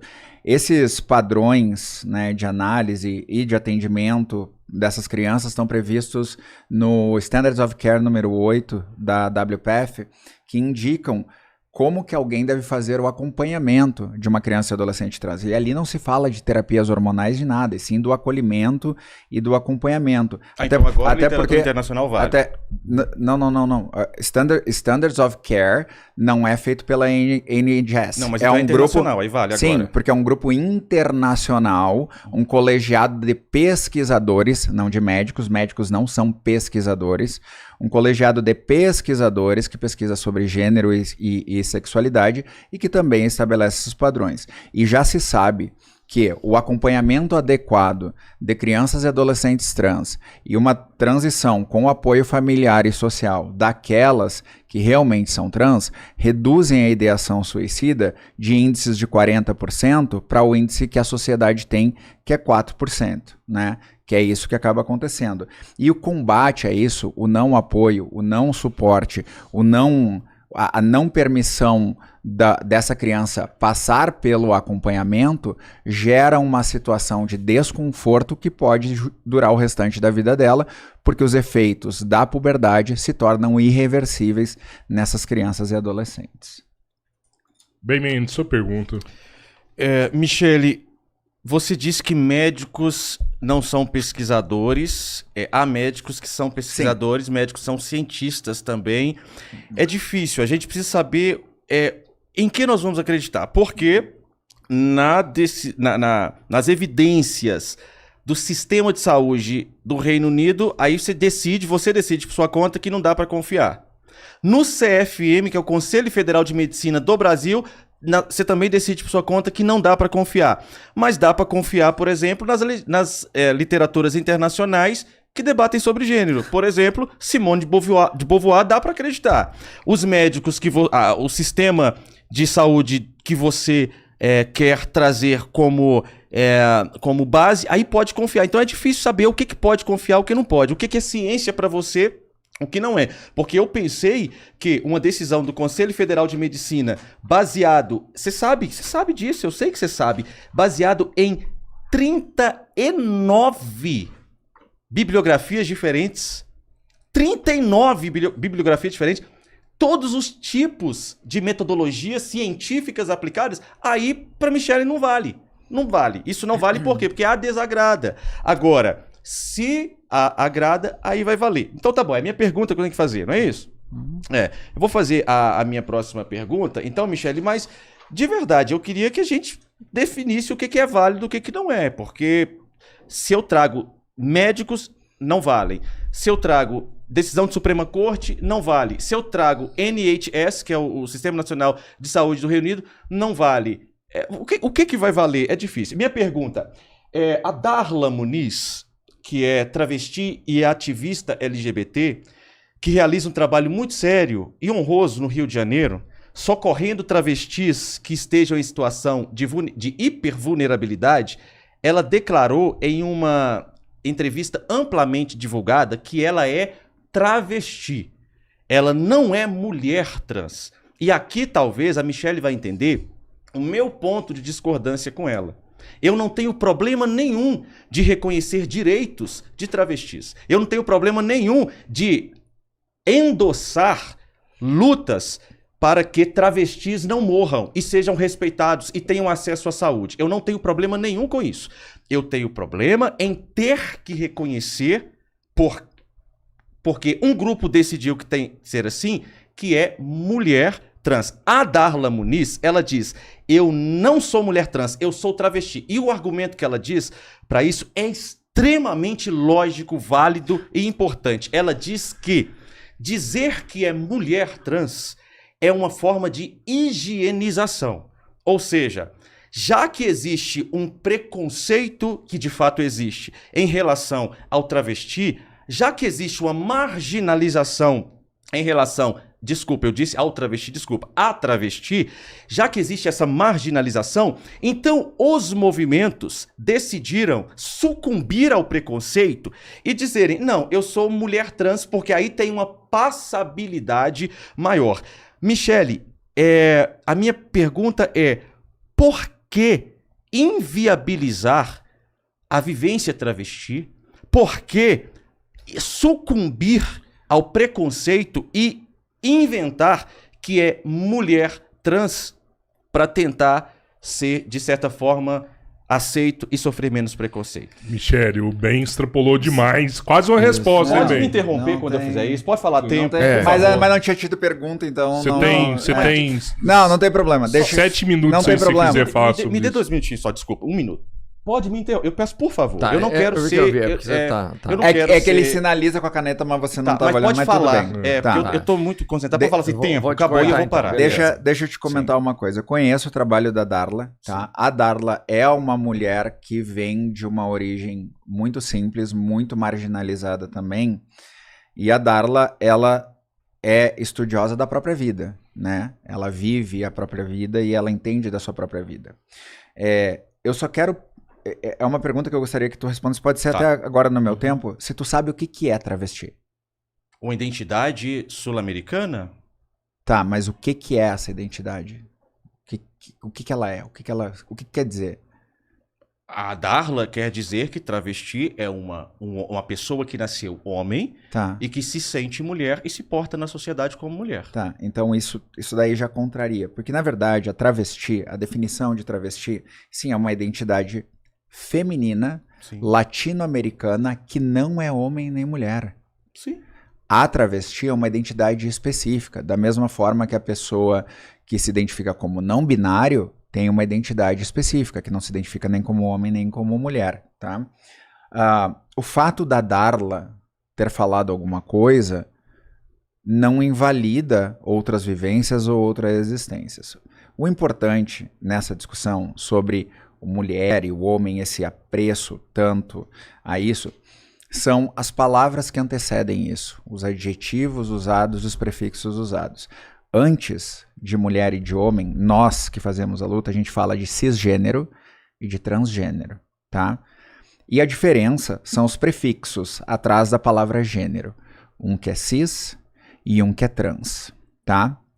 Para quem gosta de história, o Império Romano possuía a Gália, tá? E a Gália, ela tinha uma ao lado dos Alpes e uma além dos Alpes, tá? E o Império Romano chamava a Gália, que estava ao lado dos Alpes, de Gália Cisalpina. Por quê? Porque estava ao lado dos Alpes. E a Gália que estava além dos Alpes, estava para longe, de Gália Transalpina, tá? Por que eu fiz esse preâmbulo usando um exemplo do Império Romano, tá? Porque o uso da palavra trans e da palavra cis antes de gênero fala exatamente da tua identidade. Quer dizer o quê? O Ben, ele é um homem. Mas que tipo de homem? O Ben é um homem que foi designado homem e que se identifica como tal. Portanto, está ao lado da identidade homem. É um homem cisgênero. A Michelle, ela é uma pessoa transgênero. Por quê? Porque a Michelle, ela foi designada homem quando nasceu. Mas a Michelle está para além deste gênero. Ela está longe deste gênero. Então, ela é uma pessoa transgênero. Quais são as opções, as caixas que a gente tem socialmente definidas na nossa sociedade? Homem, mulher, hoje pessoa trans não binária, travesti. E como que a pessoa se identifica nisso, né? Já que é uma construção da sociedade, variável de sociedade em sociedade, o teu esquema cerebral referente à interpretação do teu eu, quando tu começa a te desenvolver e tu absorve as coisas ao teu redor, cores, cheiros, texturas, toques, o teu corpo faz uma interpretação que tu não tem controle sobre ela. Ela é uma interpretação natural do teu corpo, como ele vê, como ele percebe essa cor, como ele percebe esse cheiro e tal. E essa pessoa, ao acumular essas informações dentro de si, ela olha para as caixas disponíveis na sociedade e diz, olha, minha caixinha está mais perto disso aqui. E se identifica como aquilo. Ou tenta se encaixar no que seria uma mulher, ou tenta se encaixar no que seria um homem. A maioria da população se encaixa naquilo que foi designado. Novamente, uma distribuição bimodal, onde a maioria é homem e mulher, e a minoria está em outros aspectos. Estamos falando, no caso de pessoas trans, em torno de no máximo 3%, incluindo pessoas não binárias, tá? Quando há essa identificação, ela não é uma higienização do termo travesti, porque a gente não faz uma invalidação do termo travesti. É simplesmente que no momento em que tu consumiu, em que tu absorveu as coisas ao teu redor, a caixa que a tua interpretação de eu se aproximou mais foi aquela caixa do que a mulher, do que a sociedade considera mulher ou do que a sociedade considera homem. Não é uma coisa tão complicada assim. Então, a Darla, ela tem uma militância, como eu te disse, um pouco mais marginalizada da origem da rua, porque é da onde ela vem. E eu acho legítima a postura dela, a luta dela, e eu não posso exigir dela que ela discuta isso a nível acadêmico, ou que ela discuta isso a nível científico. Então, a luta da Darla é extremamente válida, mas a fala não está de acordo com o que a gente aplica. E só para terminar, eu sei que estourou um pouquinho de tempo. Não, mas... você tem Pode ir. 7 tá. minutos. Quando você citou Simone de Beauvoir não é cientista, é filósofa e escritora. Eu não subscrevo nada do que Simone de Beauvoir falou, tá? Mas, por exemplo, eu me baseio na ciência do Centro de Ciência Sexual da Alemanha, por exemplo, do Magnus Hirschfeld, de 1919, que foi um dos primeiros alvos do exército nazista pela sua pesquisa com gênero e sexualidade, onde lá, já em 1919, muito antes de qualquer escrito de Simone de Beauvoir, ou de qualquer dessas feministas que são citadas hoje em dia aí, eles já conseguiam tratar pessoas de acordo com o seu gênero, de acordo com a sua variação de gênero, com a sua variação sexual. Então a gente tem um retrocesso muito grande, um atraso muito grande nas pesquisas disso, e acabam tendo essas loucuras da NHS fazer uma coisa e a gente tentar herdar e não olhar para o que a gente aplica aqui, porque em 1933 o exército nazista foi lá no hospital do Magnus Hirschfeld, pegou todos os livros, toda a pesquisa, toda a medicação e queimou. Uma das primeiras queimas de livros foi feita pelo exército nazista em material de ciência sobre diversidade sexual em 1933. Então não é de hoje que há uma luta contra a comunidade trans. Ela vem desde o nazismo e até anterior a isso daí. Então, e só para responder, o que é ciência? O que é ciência? Quem que é cientista? Médico não é cientista, médico é aplicador da ciência. Agora, existem médicos que são pesquisadores. Um médico que é pesquisador, ele faz pesquisa científica ativamente. E esse médico a gente tem que ouvir. Agora, um corpo médico que aplica a ciência no seu dia a dia, mas que não pesquisa, não tem método, não gera conhecimento sobre isso, esse cara não é um cientista, ele usa a ciência. Benoni, 3 minutos pra você comentar a resposta da Michele. Perfeito, Michele. Só que eu não sei se você sabe, as decisões do CFM são tomadas por médicos cientistas. Então, pelo menos eu acredito, que tem valor científico. Quanto à fala da Darla, eu subscrevo, se eu tenho direito de fazer isso, mas eu acho que é sim interessante, porque vocês não dizem isso é lugar de fala? Então é uma pessoa que tem lugar de fala, porque tem a vivência, e traz a problemática que, a partir do momento em que você se identifica como mulher trans, você sofre menos preconceito do que a travesti. Então pode ser, sim, reconhecido como uma higienização. A Michele tocou aqui acerca de consciência do eu. Paulo Dalga-Larrondo, que é um psiquiatra, que é um autor de livros, se ele não for reconhecido como um cientista, um produtor de conhecimento, eu vou ficar sem saber o que é ciência, então. Na página 209 do seu livro Psicopatologia e Semiologia dos Transtornos Mentais, ele coloca como transtorno mental a anorexia nervosa, também observada na bulimia, bulimia nervosa. E na ideia sobrevalorada típica, o cientista está dizendo o seguinte: a pessoa que diz, tenho uma forte sensação de que estou muito gorda. Essa pessoa, ela tem um transtorno de identidade, ela se olha no espelho, ela está macérrima, mas acredita que está gorda. Ela tem um transtorno de identidade. Dismorfofobia. Meu nariz é disforme, enorme e muito feio. Essa pessoa recebe o acolhimento da ciência para entender a sua questão mental. Disforia de gênero. Transtorno de identidade de gênero. Quem está falando é um psiquiatra formador de conhecimento. Desde pequena, sinto que sou, de fato, um homem.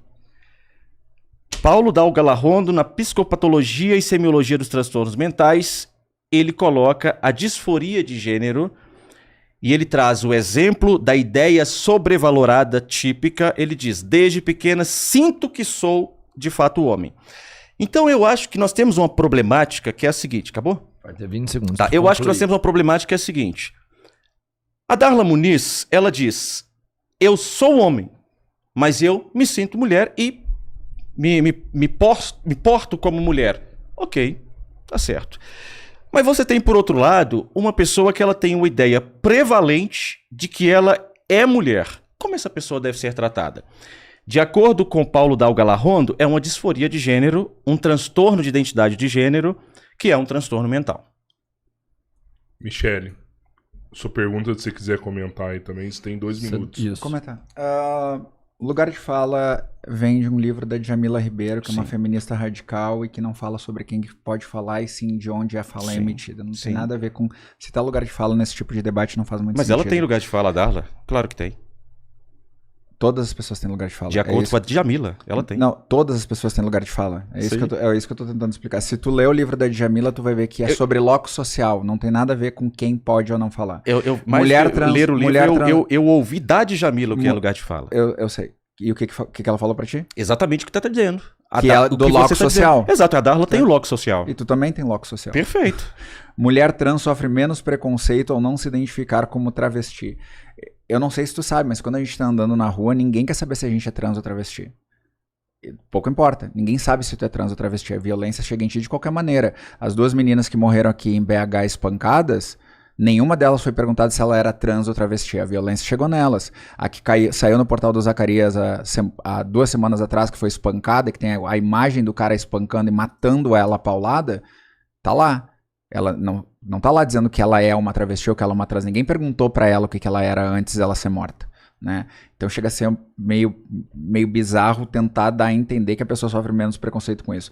Distorção da percepção da imagem do eu, que tu fez a equivalência com a pessoa, a autopercepção do eu em relação ao seu eu social, que não tem nada a ver com a minha imagem, tem a ver com quem eu me autopercebo aqui dentro, tá? Não tem nada a ver com anorexia. O DSM-5 e o CID-11, eles já nem colocam isso nesse quadro. Esse livro, eu provavelmente, eu tenho quase certeza que ele foi escrito na época do CID-10 e do DSM anterior ao 5.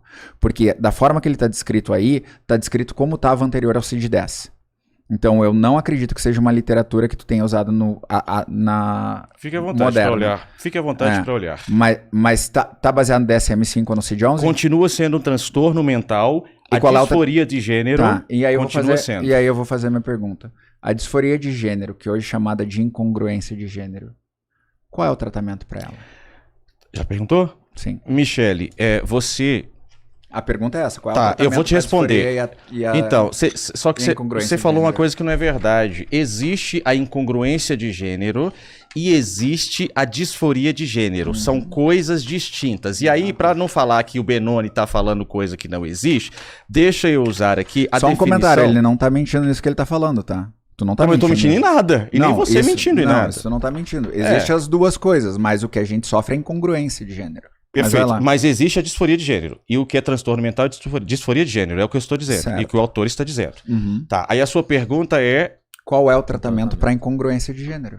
Perfeito. Os autores, eles colocam que existe diversas maneiras de você ter uma alteração da percepção do eu, certo? E você disse que não tem nada a ver com a anorexia, a base é a mesma. O fato de algo não ter tratamento não significa que aquilo não seja, de fato, um transtorno mental, certo? Existem uma gama de doenças que não têm um tratamento curativo, mas não deixam de ser doença por causa disso, certo? Então, você me perguntar como que a gente trata isso, eu vou interpretar a sua pergunta de tratar como no sentido de dar assistência a isso, com psicoterapia, com acompanhamento psiquiátrico, com apoio, com suporte, é assim que trata. Essa a resposta? É. Tá. Tem tempo para comentar? Sim. Tem 3 minutos para comentar. Então, assim, com a tua resposta, eu não consigo entender qual é qual é a dificuldade? Você sabe qual é o tratamento, que é justamente o acompanhamento. Sim. Através do acompanhamento, a gente descobre, então, se uma pessoa realmente é trans, se realmente uma transição social ou uma transição médica é recomendável para aquela pessoa. E isso é feito por um corpo médico que se baseia na ciência para fazer isso daí. Então, se o tratamento é o acompanhamento e o resultado do acompanhamento pode ser a transição de gênero, mesmo que tu chame de doença mental, dá o nome que tu quiser. Não sou eu, Bom. Michele. Quem deu é o Paulo Dalgalarrondo. Mas o Tá. tu tá com o DSM-5 aí, ou Podemos CID-11? abrir. Podemos Tá. abrir. Depois a gente lê. Sim. Quando houve E lá alteração, está o quê? quando houve alteração para incongruência de gênero, foi justamente para diferenciar a disforia, que é algo que afeta pessoas que não são trans, também do desconforto com o gênero. Tá? Foi separado justamente de propósito. Né? Em 1990 foi quando a transexualidade deixou de ser considerada doença, mas a publicação do CID novo, onde não era mais doença, só ocorreu em 2019. Né? Da mesma forma que a homossexualidade deixou de ser considerada doença em 1970, mas a publicação do CID, em que não estava mais lá descrito como doença, foi em 1990. Né? Então a gente tem as publicações muito tardias em relação ao momento que algo deixa de ser considerado doença. A questão toda é que o tratamento para incongruência de gênero, uma vez constatada a incongruência de gênero, normalmente é a transição, seja ela social, seja ela médica, cada transição vai ser única. Vão existir pessoas que vão transicionar socialmente para um gênero que não necessariamente é homem ou mulher, e que vão viver uma vida plena, nunca vão fazer um tratamento hormonal e estão vivendo felizes o resto da vida. Outras vão fazer transição social, vão fazer transição hormonal, vão fazer transição cirúrgica e vão viver felizes da vida. Uma coisa que eu gosto de deixar claro, usando esses segundos finais aqui. Existem casos de arrependimento, sim, e erros de diagnóstico.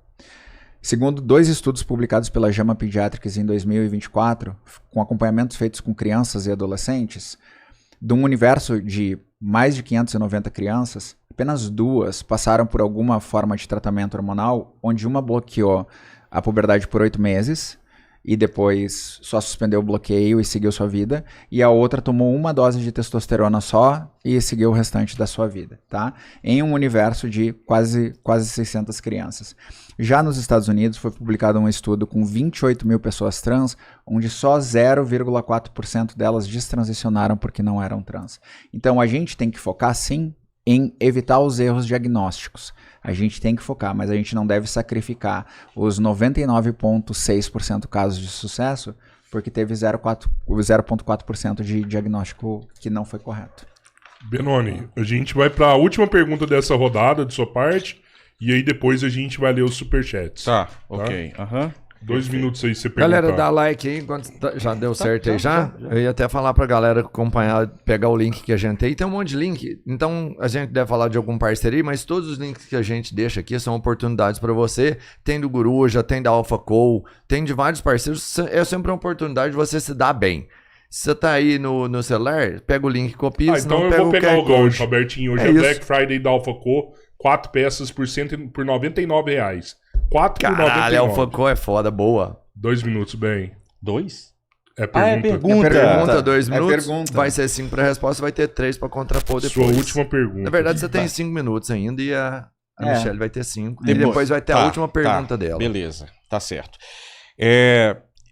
Pessoal, quando eu disse sobre o autor, eu tenho que ser bastante claro aqui que, como acadêmico de medicina, eu não posso fazer diagnóstico e nenhum médico, mesmo se médico fosse já formado, eu não faria diagnóstico de alguém que não fosse meu paciente.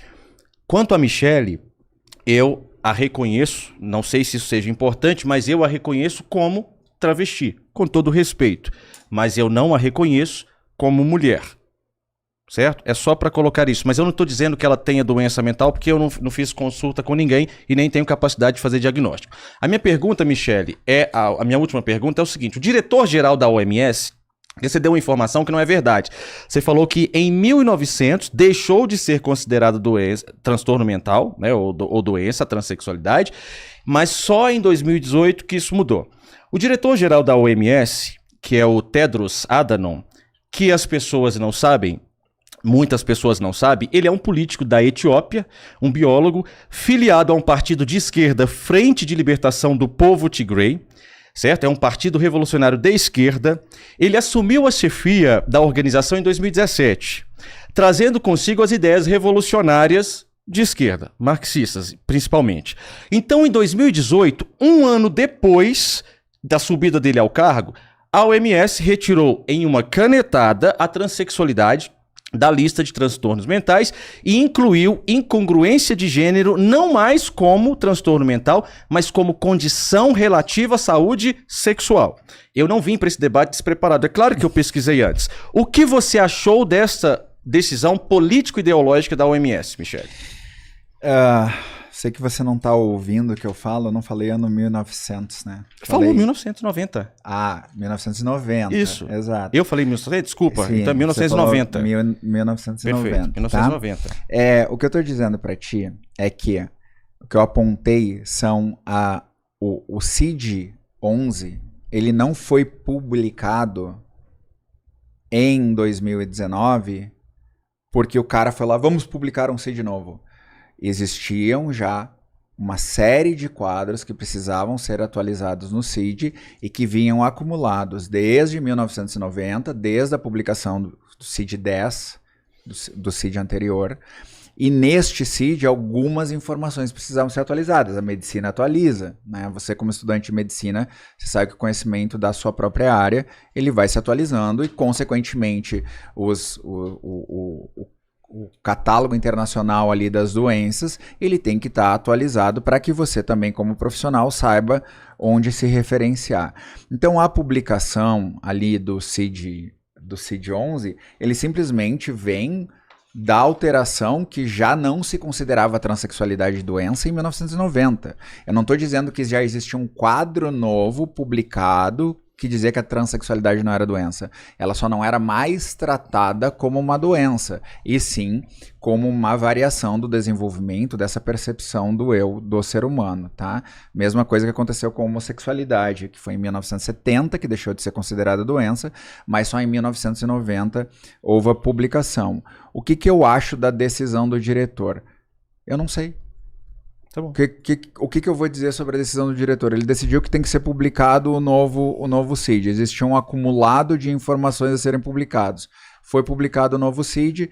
Você está dizendo que porque ele é um revolucionário de esquerda, marxista, ele fez isso. Eu não sou marxista, eu não sou revolucionário de esquerda, então não sei qual é a base disso. Não falei você, eu falei ele. Mas eu gostaria então de tentar entender onde ele ser revolucionário marxista de esquerda influencia isso daí, até porque uma das críticas que eu faço, inclusive ao próprio marxismo, é o fato da esquerda radical brasileira, na maioria das vezes, fazer todas as lutas através da luta de classe e ignorar lutas identitárias, como a luta do feminismo e a luta da comunidade LGBT.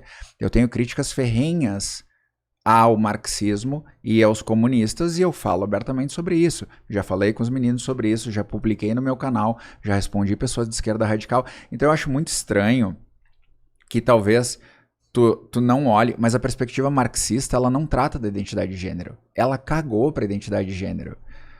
Pega qualquer um dos caras que tu tá vendo agora, expoentes comunistas do Brasil, e vê se qualquer um deles fala sobre isso. Para eles é pauta burra, é pauta para não se falar. Dos caras grandes, né? Não tô falando de... Existem comunistas que vão falar sobre isso, que vão defender. Mas os caras grandes, eles se importam com a luta de classe. Não com a luta pelos meus direitos sendo removidos. Então, o que eu digo para ti é que a minha luta ela é muito mais pragmática. O Kim Kataguiri tem um projeto para aprender pais e médicos. Os caras querem proibir o casamento LGBT. O pastor Eurico, na sua comissão, fez uma votação para proibir o casamento LGBT, a votação foi de sucesso, 12 votos a 5, e depois acabou caindo numa outra votação na Câmara e não se consolidou, mas há uma tentativa de remover o direito de casamento LGBT.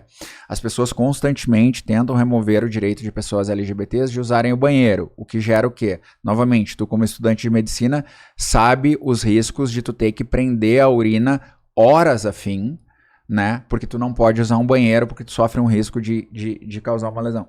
De causar uma lesão nos teus próprios órgãos. Então eu acho muito temerário da tua parte, especialmente sendo um futuro profissional da saúde e da medicina, que tu ignore que o bem-estar da pessoa trans também tem que estar na tua cabeça. Mas eu não ignoro. Mas tu não ignora, mas no momento em que tu não ignora, tu atribui pra mim o gênero que tu acha que eu tenho, ignorando qual é o meu gênero. Mas isso Mas não eu não cancelei o seu gênero. Mas isso não é a minha percepção. Ou seja, não é a minha. Não importa, Isso, mas não isso. importa. Ué. Mas não importa. Eu poderia ter uma percepção sobre você e não muda quem você é. Isso, exatamente. A grande questão é que, através da sua percepção, você acaba defendendo essas políticas que esses caras estão tentando passar. Porque você é um cara influente, você é um cara que tem voz ativa e que vai, através do terrorismo estocástico, que é isso que você faz, essa vilanização dessa comunidade, de dizer não é mulher, é travesti, não reconheço como mulher, esse terrorismo estocástico é que gera violência contra nós. E se eu precisar definir nas minhas considerações finais, eu defino o que é terrorismo estocástico. Então eu acho bem que, na verdade, tu como futuro profissional da medicina deveria focar no bem-estar de pessoas trans e não só nessas tuas crenças ideológicas, porque eu acho que tu não foi no Antigos para ver como realmente o tratamento dessas pessoas ocorre. Eu tanto foco no bem-estar das pessoas trans, quanto defendo o direito das pessoas de receberem o tratamento médico adequado. Agora, se a forma de eu manifestar o meu pensamento não agrada a Michele, aí é outra questão.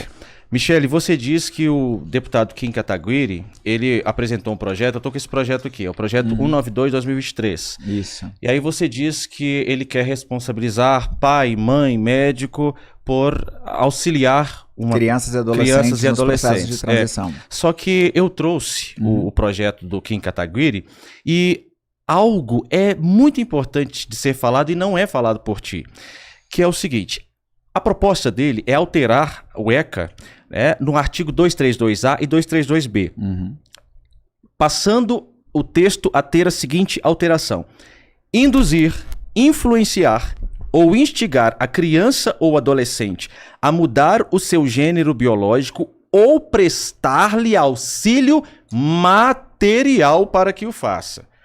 Michele, a gente tem que ser responsável, Michele, a gente tem que ter responsabilidade. O projeto do deputado, você não concordar com ele, é perfeitamente legítimo. Você lutar para que esse projeto não seja aprovado, perfeitamente legítimo. Mas dizer que o projeto é para impedir o apoio, isso não é verdade. Por quê? Porque é impedir de prestar-lhe auxílio material. Não é prestar auxílio emocional, não é prestar auxílio psicológico. Está escrito aqui, talvez não valha também o que está escrito aqui. Está escrito prestar-lhe auxílio material para que o faça.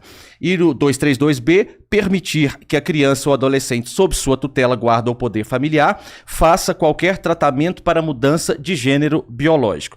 Então, quando o projeto que tem, você pode discordar dele, é apresentado, é para impedir prestar auxílio material. Ou seja, toma aqui, vai lá e faça, certo? E não apoio psicológico, enfim. Acabou, né? Você ainda tinha mais 1 minuto. Isso aqui é o quê? É só é réplica ou é pergunta? Tá bom, tá suficiente. Tá. Michele, sua última pergunta e depois a gente vai. Eu tenho mais uma pergunta? Não, é a última da Michele e depois a gente vai pro Superchats. Não tem uma pergunta minha? Eu não fiz. Você quer mais uma pergunta? Não, mas eu não fiz a quinta. Você fez as 5 perguntas. Ah, não, fiz, tá aqui. Tá aqui. É verdade. Não, mas eu vou manter nisso daqui pra gente ficar. Porque eu acho muito Michele bacana. também, ela. Eu adoro. Não, mas né? óbvio. Mas é interessante óbvio. isso, né? Porque assim, ó, eu trouxe Aprofundar 5 perguntas que são muito mais cabeludas. Mas eu gosto de. Então vamos fazer elas depois. Pode fazer. Mas é que. Eu só trouxe 5, mas eu quero responder as suas. Mas é que mas eu gosto de permanecer nisso aqui, porque isso daqui tá acontecendo agora. E outras coisas que estão relacionadas às minhas perguntas, tu tá demonstrando no debate, então eu não preciso falar. Okay. Bom, olha lá. Tá. O projeto de lei, tu lê ele. E aí tu dá uma pausa dramática para não falar da parte do auxílio material. Aí depois tu fala da parte do auxílio material. Essa parte do auxílio material aqui é um grande problema. Qualquer tratamento do gênero biológico, né? Prestar auxílio material significa que, além de fazer o acompanhamento, se tu precisar de tratamento medicamentoso ou tu precisar fazer algumas alterações sociais, isso é um auxílio material. Se tu for auxiliar o teu filho a comprar roupas diferentes, ele é um menino, agora se identifica como menina, e tu vai trocar isso é um auxílio material? Qual é a definição desse auxílio material? Se o teu filho está entrando na puberdade, quer retardar a puberdade, tomar o bloqueador de puberdade é auxílio material? Olha o problema disso daí. Uma outra coisa. Então você concorda com o tratamento para criança e adolescente? Bloqueio puber. Estágio Tanner 2. Sabe o que é estágio Tanner 2? Sei, claro. Legal. Eu estudo, Michele. Então, é o que eu tô falando. Estágio Tanner 2 a gente faz retardo de puberdade. Que eu expliquei lá no início que foi desenvolvido para crianças. Mas o projeto não é sobre isso, não. Mas deixa eu fazer a minha pergunta. Mas isso é auxílio material. Bloquear a puberdade de criança trans é auxílio material. Mas então você apoia a criança trans mudar de sexo. Deixa eu concluir. Ok. Então, quando fala assim, ó, pra tu ver como o Kim é burro, até na leitura do texto dele, qualquer tratamento do gênero biológico. O nosso gênero biológico é homo. Qual é o tratamento que existe para o nosso gênero biológico homo? Qual é, dentro da taxonomia, qual seria o tratamento para o gênero homo? Então, a pergunta bem objetiva é, bem Mendes, quais são os auxílios materiais que são impedidos, então, pelo projeto de lei do Kim? E o que seria o tratamento do gênero biológico? Em cima do assunto que tu estava falando. Tá, perfeito. Michele, não sei se você leu o projeto do Kim, Michele. Não é sobre tratamento médico, por exemplo, para uma criança que tenha a adolescência tardia, ou puberdade tardia ou precoce. Não, tardia ou precoce, né? Pode ter os dois. Não tem nada disso o projeto do deputado.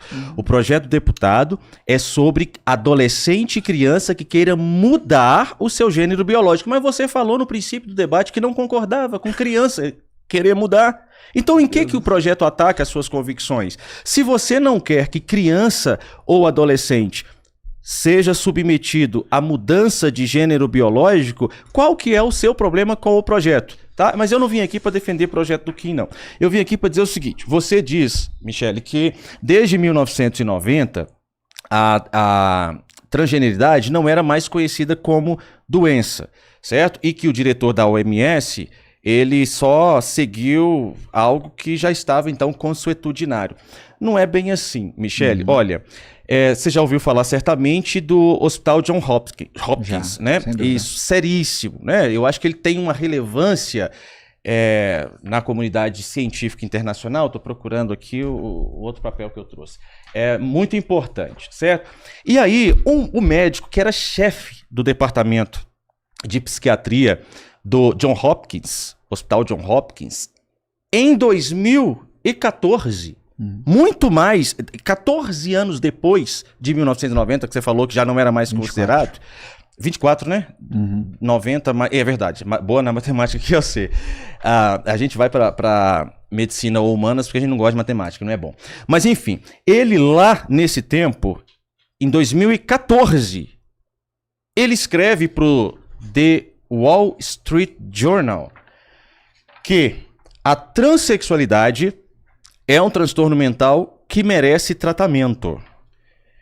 E ele participa também, como amicus curiae, de um julgamento da Suprema Corte norte-americana, e ele diz que, na sua participação, que o transtorno, a transexualidade é um transtorno mental que merece tratamento. Por quê? Porque ele é o chefe da psiquiatria de um dos hospitais mais importantes dos Estados Unidos da América, e ele, pela sua experiência médica e científica como chefe de psiquiatria do John Hopkins, que é o hospital mais importante dos Estados Unidos no que diz respeito a isso, pela sua experiência, ele entendeu que quando o paciente faz a mudança de sexo, isso não afeta diretamente na base do seu sofrimento. Isso é o John, é o médico que está dizendo. Não sou eu, Michele. É o Dr. Paul McGruff. Ele pesquisou isso num jornal, The Wall Street Journal. Não sou eu. Quem quiser ler, tá lá. Eu posso até ler aqui, olha. A transexualidade é um transtorno mental que merece tratamento. Em uma publicação registrada em 2016, embora publicada inicialmente em 2014, ele diz, o chefe de psiquiatria do hospital, ele diz que os médicos que promovem a cirurgia de troca de sexo estão colaborando com a promoção de um transtorno mental. E ele diz que é biologicamente impossível a mudança de sexo. As pessoas que se submetem à cirurgia de troca de sexo não mudam de homem a mulher ou vice-versa. Pelo contrário, transformam-se em homens ou mulheres masculinizados ou feminilizadas.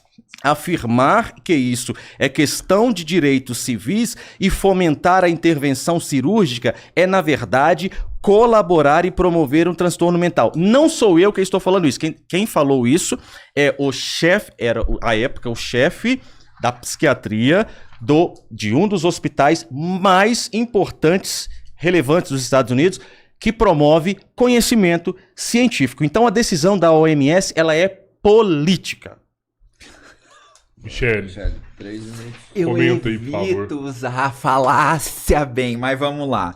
Primeiro, tu usou um apelo à autoridade nisso daí, porque tu citou uma publicação no Wall Street Journal, e aí eu te pergunto assim, qual foi a amostra, qual foi o método, qual foi o grupo de controle que foi usado para publicação no Wall Street Journal, porque até onde eu sei, o Wall Street Journal não é nem nunca foi revista científica.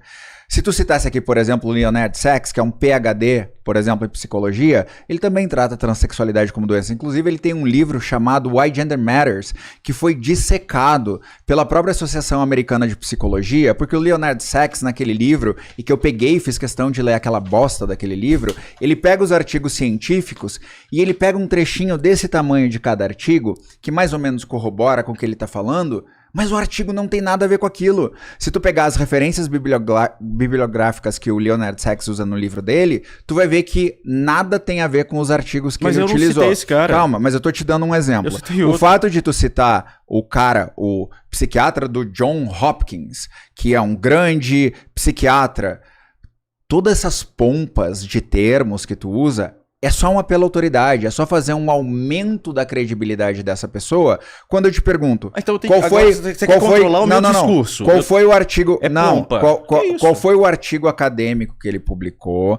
Qual foi o grupo de amostra? Okay. Qual foi o grupo de pesquisa? Qual foi o grupo de controle? Por quantos anos foi feita a pesquisa? Qual foi o resultado da pesquisa? Quais eram as limitações do estudo? Citar uma publicação do Wall Street Journal é desonestidade. Porque eu posso publicar qualquer merda no jornal Zero Hora na Folha de São Paulo. Mas você não é chefe de psiquiatria do hospital mais respeitado dos Estados Unidos, Mas eu poderia ser chefe da puta que pariu e não faria diferença nenhuma, Michele, entendeu? Okay, a diferença, ela faz no seguinte. Quando a gente tem uma pesquisa com método, com amostra, com grupos de controle aplicados, com robustez do estudo, quando a gente sabe qual é o grau de impacto daquele estudo, em qual revista ele foi publicada, se ela passou por revisão de pares, se ela foi feita depois parte de um review sistemático, o que aconteceu com aquele estudo. Simplesmente tu publicar no Wall Street Journal não quer dizer absolutamente nada. E aí tu te baseia, eu acho muito engraçado que tu te baseia em tudo lá de fora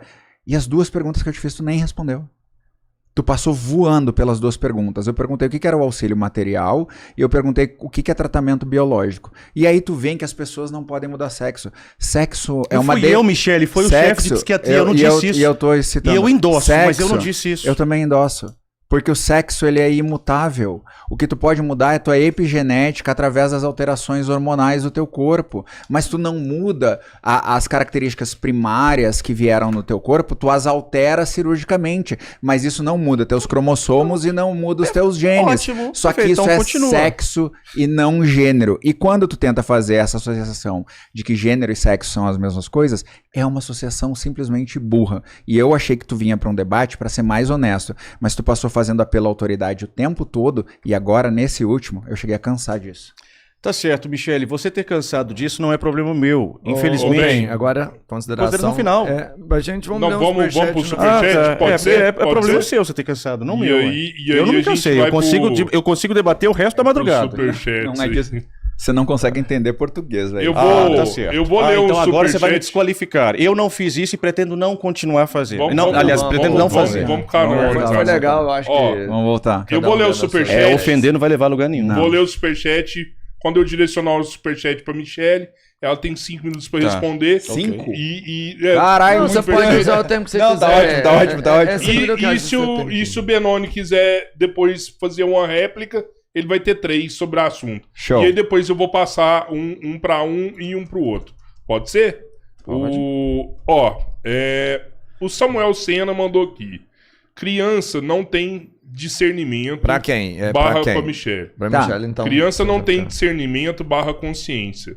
Apenas reproduzem comportamentos. Agem por indução. Menor que transiciona sofreu doutrinação. Isso é abuso infantil. Você quer comentar sobre isso? Mas em 5 óbvio. minutos? Peraí. Chega a ser bizarro o que a pessoa falou. Criança não tem consciência. Agora a criança é um ser amorfo na nossa sociedade que a gente vai lá e manipula do jeito que quiser. Não tem vontade própria, não tem desejos, não tem medos, não tem sonhos, não tem nada, né? A criança, ela é um ser amorfo. A criança realmente não é quem decide. A criança não faz a decisão de um processo de transição. Ela pode eventualmente demonstrar para os seus pais responsáveis um desconforto, e essa criança deve ter o direito de fazer o acompanhamento com os pais por uma equipe multidisciplinar que vai acompanhar normalmente de 6 a 10 anos essa criança num processo que pode ser avaliado a transexualidade. Lá no Antigos tem crianças que chegam com 3, 4 anos dizendo que são trans e ficam lá até os 14, 15, 16 anos, entendeu? Então, tipo, as características necessárias do comportamento persistente, insistente e consistente tem que estar presente e o acompanhamento a longo prazo acaba levando a esses resultados de, por exemplo, de cada 10, 8 não são, entendeu? Então, não é a criança que decide, gente. Essa história de que a criança decide, ela é simplesmente um espantalho criado. A criança pode manifestar. Com a criança pode manifestar qualquer coisa, mas a criança, quando manifestar, quem vai levar para um acompanhamento médico são os pais. Quem vai ser orientado são os pais e os responsáveis. Quem vai avaliar a criança são os médicos, junto com os pais. Não há uma decisão da criança, há uma informação da criança passada para sua família, passada para os seus pais, passada para os seus responsáveis, e a partir daí a criança passa a ser um paciente de uma equipe médica e que os pais fazem acompanhamento. Até porque toda criança tem que fazer acompanhamento com os pais, né? Bem, você quer comentar alguma coisa sobre isso? Tem 3 minutos para isso. Eu posso comentar? Eu não vou comentar a pergunta, porque a Michelle já respondeu, ela foi direcionada a ela, mas eu só quero deixar pontuado aqui, Michelle, que eu iniciei esse debate te respeitando e eu pretendo terminá-lo te respeitando. Você não vai ouvir eu te adjetivando com nenhum adjetivo pejorativo. Você não vai ouvir eu te chamando de burra. Pelo contrário, eu considero a sua capacidade intelectual, eu considero a sua inteligência fora do normal. E por respeito a você, mesmo que eu esteja cansado, eu não vou dizer para você que estou, porque eu vim para um debate. Então, para um debate, eu vim preparado para debater. Agora, se você estava esperando encontrar um fundamentalista religioso que iria colocar a Bíblia aqui na sua frente e ficar falando sobre argumentos bíblicos, você se equivocou. Eu trouxe ciência para você. O que você chama de argumento de autoridade, na comunidade científica, isso se chama de quê? De referencial teórico. Não é argumento de autoridade. Quando eu trago todos esses autores, isso te gera um desconforto e você diz que eu estou usando argumento de autoridade quando você também o fez. Você disse que você tem estudos de pessoas que têm muita experiência em estudos de transexualidade. Você citou uma porção de autoridades no tema. Usar autoridades no tema é responsabilidade, não é nenhum tipo de tentativa de invalidar o debate, é responsabilidade. Eu preciso ser responsável, eu sou uma pessoa acadêmica, então eu preciso citar as minhas fontes, porque as minhas fontes não são tiradas de militância, elas são tiradas da ciência. Assim, é ruim, ô bem, porque Não tá, era tranquilo. Não, eu sei, mas eu falo assim, eu não achei, porque era pra você comentar sobre a pergunta. Não, mas não e você vou acabou comentar, não vou comentando comentar sobre a o tempo, pergunta, não vou né? comentar sobre a Mas você pergunta. quer falar alguma coisa sobre isso? Não, Michele? não, eu bem- fui chamado bem de rapidinho. burro, Que cara. aí eu vou Não, pra. não, eu vou fazer. não, bem. Inclusive. Eu fui chamado Bem, de burro. quando eu falei... assim, Peraí, esse é o nível do debate que o Três Irmãos bem. quer propor? Eu acho que Tu não. tá muito sensível, Não, bem. não é. Quando Não, eu falei... não estou... Jamais, Quando eu Michele. falei...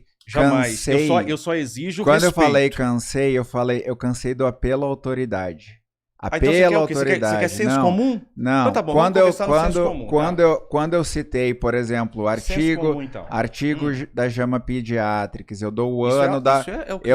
eu dou o ano da publicação, Isso é o quê? eu dou a amostra. Isso é argumento de eu autoridade, dou- Michele. Isso, só que é um argumento de autoridade em que ele diz qual é o estudo, como ele foi feito, qual a amostra do estudo, para que qualquer pessoa possa pesquisar. Eu não fiz a cheguei, mesma coisa, eu não Michele. cheguei de, Eu não, citei você os citou nomes dos autores, Michele. Isso, e não E os onde está artigos, publicado? não a pesquisa, Michele, eu não citei a amostra. 39 Mas tá artigos tudo do Conselho bem. Federal Então, de tipo Medicina assim, ó, e você decidiu que você não ia aceitar. Pra tu, eu li os artigos, esse que é o problema, bem. Então eu não posso fazer esse que é o nada. problema, Você não pode dominar tá? o meu argumento. Você não pode Não, dominar eu o meu não direito po- de expressar. Sim, mas você pode dominar meu gênero, né? Mas a Não, grande questão... quem falou que eu quero dominar seu gênero? Só deixa eu comentar aqui. Você tá muito sensível, Só pra... Michele. Não, eu tô... quando eu digo que eu cansei do apelo à autoridade, bem, cansado Tá, pela vai ser- autoridade é isso. Vai ser senso E comum quando a partir de você agora, tá bom. e quando você disse que o meu gênero era aquele que você determinou, que você percebia, isso foi a sua primeira demonstração de desrespeito, porque o meu gênero não é teu. Não é tu que define meu gênero. Eu disse que... Mas Mas- não é você que decide a forma como eu interpreto, Michele. Mas a minha existência não é passível da tua Em interpretação. qual momento que eu fui atentei contra a Foda-se o sua que tu ideia? acha. Exatamente. e Foda-se. Quando tu fala... Não Mas é perdão, importa não que- pede não, perdão. Eu tô pedindo perdão a Quando Eita, tu qual fala, qual quando que tu é? fala da minha identidade, Eu estou não falando. te diz respeito. Eu estou falando. Não te diz respeito. Eu- E por então ter não ge- então a pronto. Então minha- agora o a minha argumento de autoridade é identidade- silenciador. Não, a minha identidade... Então eu não posso falar. Da minha identidade? É. Por que tu Eu tem posso falar direito sobre de o quê? falar da minha Eu identidade? posso falar sobre o quê? Eu tenho direito Não, de expressão. Não, mas tu não pode atribuir a minha identidade Não, pra não, mim. negativo. Eu não posso determinar a sua vida. Mas você determinou a minha identidade. Não, a forma como eu a leio. Eu disse a forma como eu a leio. Eu tenho o direito de ler de qualquer forma, Tu Michele. tem direito Então, de pronto, fazer você qualquer tá querendo coisa. me censurar Agora na, tu na liberdade do meu pensamento. Ah, não, aqui Não, não, não, vai. não. A liberdade do meu pensamento é minha. Tu pode pensar o que tu quiser. A Isso. minha Você identidade pensou que eu é sou burro e minha tá e tudo não bem. tua. Você pensou que eu sou burro e tá tudo bem. Eu Eu, não- pensar eu algo nunca- sobre a sua Tá identidade. bom, velho. Não, a gente veio. Vamos a fazer o gente seguinte, veio de vamos uma voltar a forma. controlar A os gente, 5 todo minutos mundo que aí cada um vai elogiando. Todo fazer. mundo Não, tu elogiando. ficou muito A gente, sensível. a gente veio de uma forma bacana até agora. Vamos. Porque senão, Mas tu senão, ficou sai, muito sensível, senão velho. sai do debate. Tudo. Não, é porque... Vamos respeitar nos tempos. Eu entendo, Rodrigão, o ela Benoni. ela pode me chamar de burro, porque essa é a Cara, forma como tu Não, ela ela tem me que chamou de falar, mas- burro, velho. Cara, eu não falei pra ti que... tá, eu falei certo. bem, tu é burro em tá nenhum certo. momento. Tá ok, Michele. Mas tudo bem. tá certo, Agora, ok. tu invalidar meu gênero é de boa. Eu posso Eu- permitir isso. Eu tenho que aceitar de boa. Eu Você nem tá- te você quer critiquei controlar- Você quer naquilo. controlar o meu pensamento, Michele? E você quer controlar que eu te ache burro? Não. Ah, então tá, cara. Então tu tá reclamando Eu o só quê? disse que você chamar Se- alguém Mano, num debate de burro é falta de Se tu respeito. quiser chorar, vai na tua É rede falta social de e chora à respeito. vontade. Eu só disse entendeu? que é falta de respeito. Chora à vontade. Mimimi não é comigo. Eu só Não disse que é cola pra falta mim. de respeito. Não, assim, as pessoas são eu civilizadas. Vamos- eu vamos fazer- gosto de vamos fazer o vocês seguinte, dois. É falta Eu de gosto de respeito. vocês dois. Não, Se- e eu vou te se falar. ficar Não, desse jeito aí, eu acho que nem Não, vale a pena continuar. uma coisa que foi bacana Por favor. durante Só porque eu todo o trouxe debate aqui, ciência? bem, assim, Eu só sou pra mim burro falar porque que eu eu, trouxe não, ciência? mas eu fiquei calado o tempo todo agora. Vamos marcar Cara, 3 minutinhos aqui pra Poxa mim. vida, eu sou Foi o burro porque seguinte, eu trouxe não te ciência. chamei de burro. todo Ah, mundo tá aqui, até o momento conseguiu trazer ideias, estudos, Mas fatos e foi sobre o bacana, final. né? Tipo Eu assim, acho que esse foi o problema. olha aqui olha aqui pra vocês entenderem Senão o nem que vale a pena acontece. continuar. Não, né? e entendam o que acontece. Não, vamos Foi continuar. um nível altíssimo de conhecimento, Ah, é. de pesquisa, de empenho de todo mundo. Os dois Se vieram no final preparados, né? isso passa para uma argumentação pessoal sobre um e o outro, É, tudo não, que foi eu não fiz feito nenhuma é argumentação descredibilizado. pessoal sobre ela. Então, até o momento. Então, olha aqui, vamos Tá fazer bom, o seguinte. pode prosseguir, Nesse vai, momento vamos. agora, Sim. né, você ficou frustrado, você já se manifestou sobre isso. É. A Michelle ficou frustrada também Não, e já se manifestou sobre isso. A gente quer seguir o debate de forma controlada, eu pode até ser? uma- madrugada, eu tô cansado, Pode ser, beleza? Robertinho, o Rodrigão e bem, eu quero deixar bem claro, tá? Duas coisas. Bem, quando eu falei que eu cansei, eu não cansei de ti ou dos teus argumentos, tá? Eu cansei do apelo à autoridade feito dessa maneira. Isso é um direito que eu tenho de dizer, porque em nenhum momento eu apontei as falácias lógicas que tu apresentou, porque eu acho que o debate fica pobre fazendo isso daí, tá? Esse é o meu ponto. Quando tu invalidou o meu gênero, quando tu escolheu dizer qual era o meu gênero, eu não reagi. E tá gravado isso. Eu não reagi. Eu não respondi a isso. Eu fiquei quieta. Eu me permiti ficar quieta. Só que quando eu fiz um comentário que eu digo sobre alguma coisa ser burra, e tu entende esta coisa como sendo direcionada para ti, ela não é direcionada para ti. Se eu tivesse o interesse de te chamar de burro, eu teria o feito dizendo, bem, tu é burro. E eu não o fiz. E se a gente quiser depois verificar a gravação, tu vai ver que eu não direcionei a palavra tu é burro durante o debate. Então, o meu cansaço não foi em relação a ti ou em relação aos argumentos, foi em relação à falácia. Esse foi o meu cansaço. E a minha resposta menos educada no final foi tipo, pô, cara, tu tem o direito de invalidar meu gênero e aí eu falei alguma coisa e tu ficou sensível? Foi essa a minha frustração. Então eu te peço desculpa se a minha fala te ofendeu, porque não era a minha intenção, mas cansar se referia a falácias lógicas e não a presença do bem. É argumento de autoridade que você falou. Tá certo. Mas vamos continuar, gente. Vamos lá, É adulto, todo mundo aqui é adulto. E pra galera também que tá assistindo, em respeito à galera. O Pipizinho mandou aqui, bem Mendes. Pipizinho Ronaldinho. O mesmo Conselho Federal de Medicina autorizando o uso de cloroquina para tratar gente com Covid sem evidência científica nenhuma. Está certo isso, bem Mendes? Você tem 5 minutos se quiser comentar. E aí depois a Michelle, se quiser comentar. Tá certo. Durante a pandemia do Covid, houve uma surpresa a todos os conselhos de medicina pelo resto do mundo, e não só no Brasil.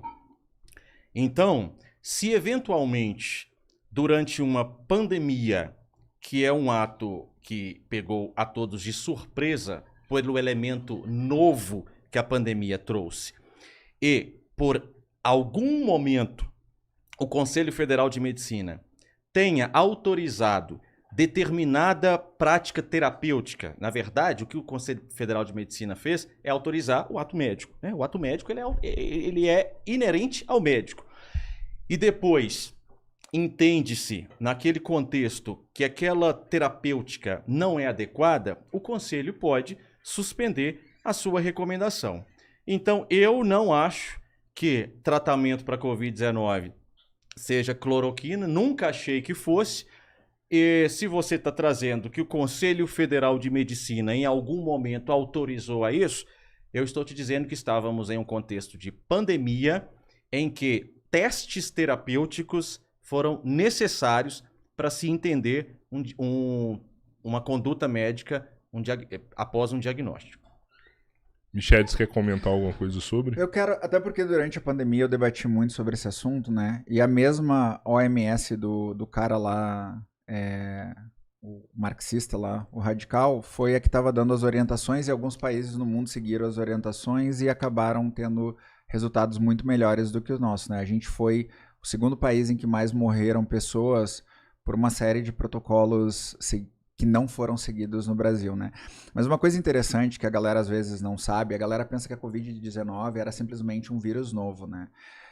O Covid-19 se chamava SARS-CoV-2. E SARS-CoV-2 é porque a gente já conhecia o SARS-CoV. O SARS-CoV já era um vírus pesquisado. Mas esse vírus ainda não havia sofrido mutação o suficiente para nos infectar, tá? E aí ali no início daquela baboseira toda, a galera começou a recomendar ivermectina, começou a recomendar cloroquina, e aí a galera que pesquisa mesmo, né, sobre essas doenças foi fazer esses testes, porque normalmente tu vai fazer testes com medicações que já existem, e foi constatado que não eram medicações eficientes. Mas aí a gente teve um presidente que ficou, inclusive, recomendando a inalação de algumas dessas medicações, e lá no Rio Grande do Sul a gente teve gente que morreu por inalar a medicação, né? Transformá-la em pó, botar num nebulizador e inalar a medicação. Então eu acho assim, a gente, para controle dessas pandemias e dessas epidemias, a gente tem que seguir as orientações, né, que são feitas por colegiados que são pesquisadores dessas áreas, né, e que buscam tratar da saúde das pessoas numa situação mais ampla. Teria morrido menos gente, né? Então acho que morreu muita gente de maneira desnecessária no Brasil. Ó, o pessoal tava pedindo pra ler um superchat aqui. Queria deixar claro que tem muito mais superchat perguntando pro Benoni do que perguntando pra Michele. Mas Não eu vou tem perguntar problema. um pra cada Não tem aqui, problema. né? Pra Sim, ficar, para manter, ficar pra justo, manter a né? igualdade. E aí, da mesma forma, eu pergunto pra Michele, ela fala, e o Benoni comenta, igual foi a primeira vez aí que eu perguntei pra ela. As pessoas gostam de perguntar pro Ben, deixa Claro, ele responder. é uma Eu tô de oportunidade. olho. Mas absurdo. é porque eu acho que a forma que o Ben expõe os raciocínios dele, de alguma forma.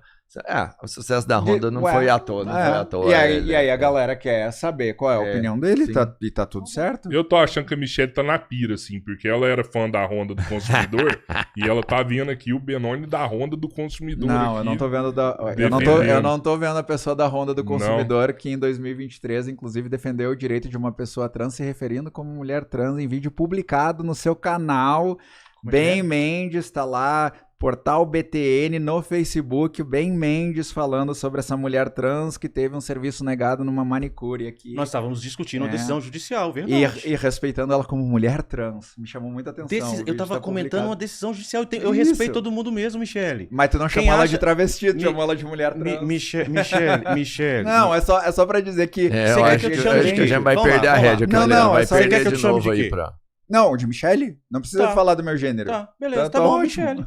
Se você quiser que eu te chame por uma questão de cordialidade, Não, educação, meu nome de registro de é- mulher trans, eu te chamo. Não, meu nome de registro é Michele, só isso, tá de O- boa. Michele, Vamos lá. Michele. Felipe Oliver Ah. mandou aqui. Michele, gostaria muito que você comentasse sobre as dificuldades da transição tardia. Eita. Especialmente quando não houve bloqueio pub e como as características biológicas irreversíveis impactam na vida de pessoas trans. Tá. Tem 5 minutos pra Tá. isso e depois o Ben vai poder Então, comentar 3 minutos. Esse é um grande problema de quando a gente não tem um acompanhamento cedo, porque eu com 6 anos eu já sabia que eu tava fora, assim. Não sei se eu converso com a câmera, eu converso com vocês, aqui a gente tá batendo um papo, eu Como entendo que é uma você se mesa de sente bar, melhor, entendeu?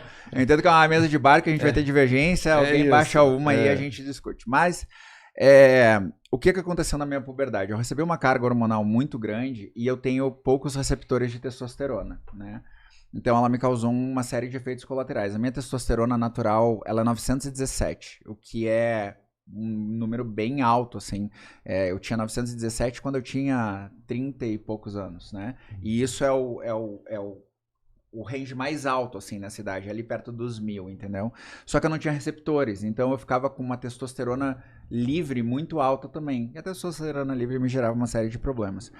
Quando eu tive, então, a minha puberdade, o que aconteceu com essa testosterona no meu organismo? Ela me fez crescer, né? Então eu saí de 1,55 m para 1,80 m, num período ali de alguns poucos anos ali durante a puberdade.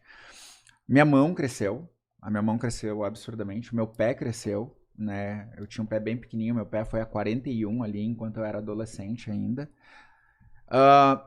E essas coisas, elas são imutáveis, não existe uma cirurgia para eu reduzir o tamanho da minha mão. Eu tenho dificuldade de comprar calçado hoje, porque não existe uma cirurgia para reduzir o tamanho do meu pé, né? Então, tudo que eu não pude sofrer, tudo que eu não pude passar por tratamento enquanto eu era uma criança e uma adolescente, porque nem existia isso em 1986, quando eu era criança, né? Não existia esse acompanhamento, fez com que gerassem efeitos irreversíveis na minha vida que eu vou carregar até a morte. Isso daqui vai a vida inteira me acompanhar. E o que acaba acontecendo? A gente acaba, como pessoa trans, tendo que achar maneiras de lidar com o desconforto das coisas que não são mais reversíveis, né? Quando o meu rosto ganhou uma massa óssea maior e projetou um pouco mais maxilar e projetou a minha testa, isso era de certa maneira reversível. É uma cirurgia que você paga hoje em torno de R$80 mil para conseguir tirar isso daí. Então, pô, a gente tem a maioria das pessoas trans vivendo à margem da sociedade, né? Sem conseguir emprego, sem conseguir nada. Como é que elas vão ter dinheiro para isso aí? Agora, se lá na minha puberdade tivesse sido bloqueado o meu processo púbere, eu não teria crescido, o que para mim seria ótimo, porque eu já teria mais facilidade de poder achar minhas roupas, as coisas que eu gosto e tal, eu viveria de maneira mais confortável. Minha mão não teria crescido da maneira que cresceu, teria desenvolvido um pouquinho menos, um tamanho um pouco menor, e eu não teria uma série de questões no meu corpo que por muitos anos me causaram desconforto, mas que hoje eu passei a lidar melhor. Então a questão da puberdade tardia, ela traz algumas questões físicas, que a gente tem que aprender a lidar com elas, mas eu acho que a principal é você conseguir olhar para os seus amigos, para a sua família, para os seus colegas de trabalho, para o pessoal da universidade, do que seja, e dizer assim, eu não sou essa pessoa que tu achou que eu era. E aí lidar com as consequências disso. Eu acho que a pior parte da transição tardia é justamente tudo que tu vai perder para tu conseguir ser exatamente quem tu é. E as perdas, às vezes, para algumas pessoas, elas são insustentáveis. O que leva a outras situações, né? Então, no dia que a gente tiver uma sociedade que seja um pouco mais acolhedora e que entenda a transexualidade como um processo de desenvolvimento natural do ser humano, talvez isso mude. Mas hoje não. Hoje a gente tem uma situação em que eu digo pra vocês, é difícil quando tu é criança, mas quando tu é adolescente, mas é muito difícil quando tu é adulto e tu acaba perdendo todo mundo, né? A tua vida reseta quando tu transiciona. E aí a pessoa tem que se preparar pra isso, né? Criar um porto seguro, uma galera ali na sua volta pra conseguir não se sentir abandonada durante esse processo de transição. Bem, você quer comentar sobre a resposta dela?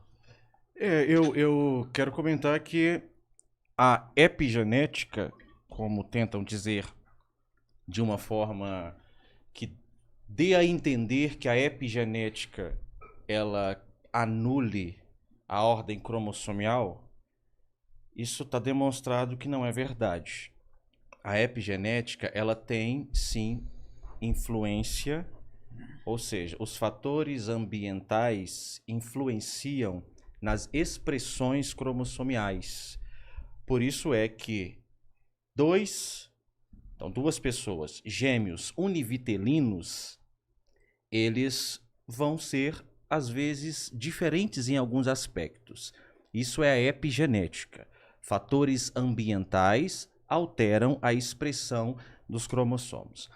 Mas o que a Michelle disse demonstra, mais uma vez, que é inexorável a ordem cromossomial e os seus efeitos no organismo vivo. Então, os seus cromossomos, como estão arranjados, eles são determinantes para os desfechos da sua existência. Bem, Mendes, o Rafa RLNG mandou R$100 aqui comentando. Acho que é esse o nome, se eu falar errado aí, se vocês me corrijam. Dalga Larrondo, que estuda pessoas trans, discordaria do bem. Trecho do Dalga Larrondo em artigo científico, entre aspas. A saúde das pessoas transgênero depende de um ambiente social e político que garanta a tolerância social, a igualdade de direitos e a cidadania plena.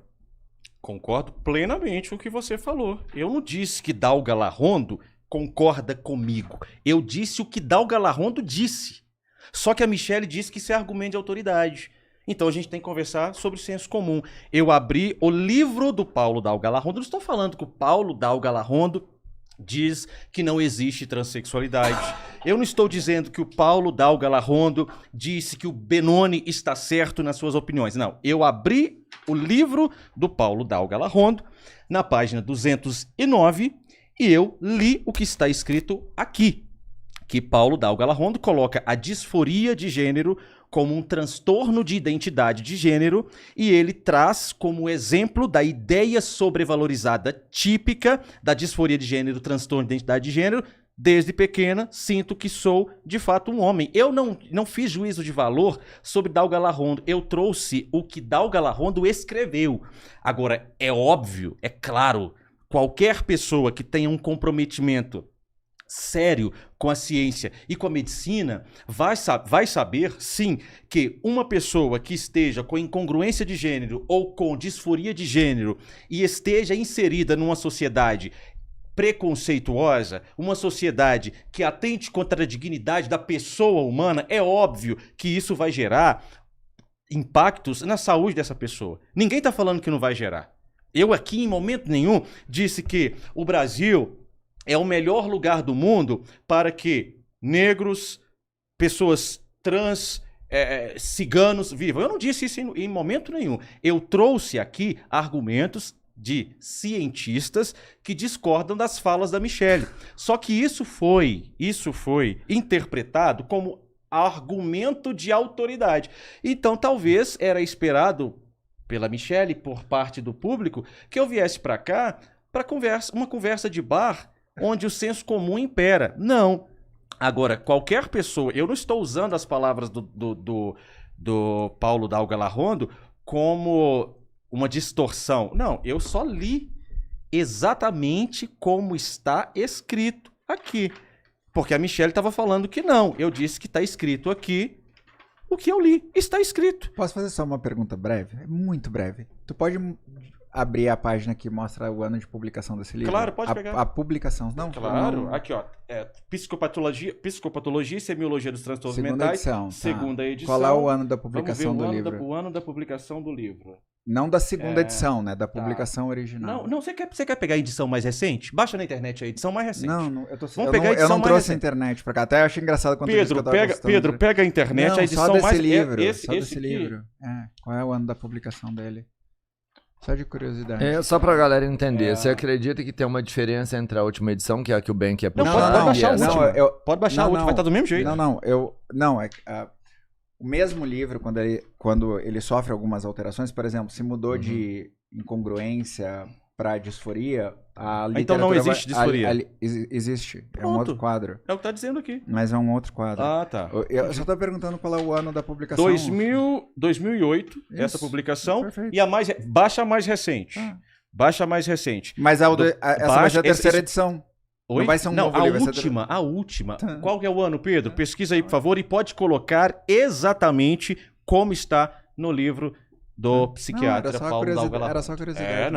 Mas qual que é a diferença de 2008 para... Qual que é o problema de ter de 2008? Porque mudou em 2019.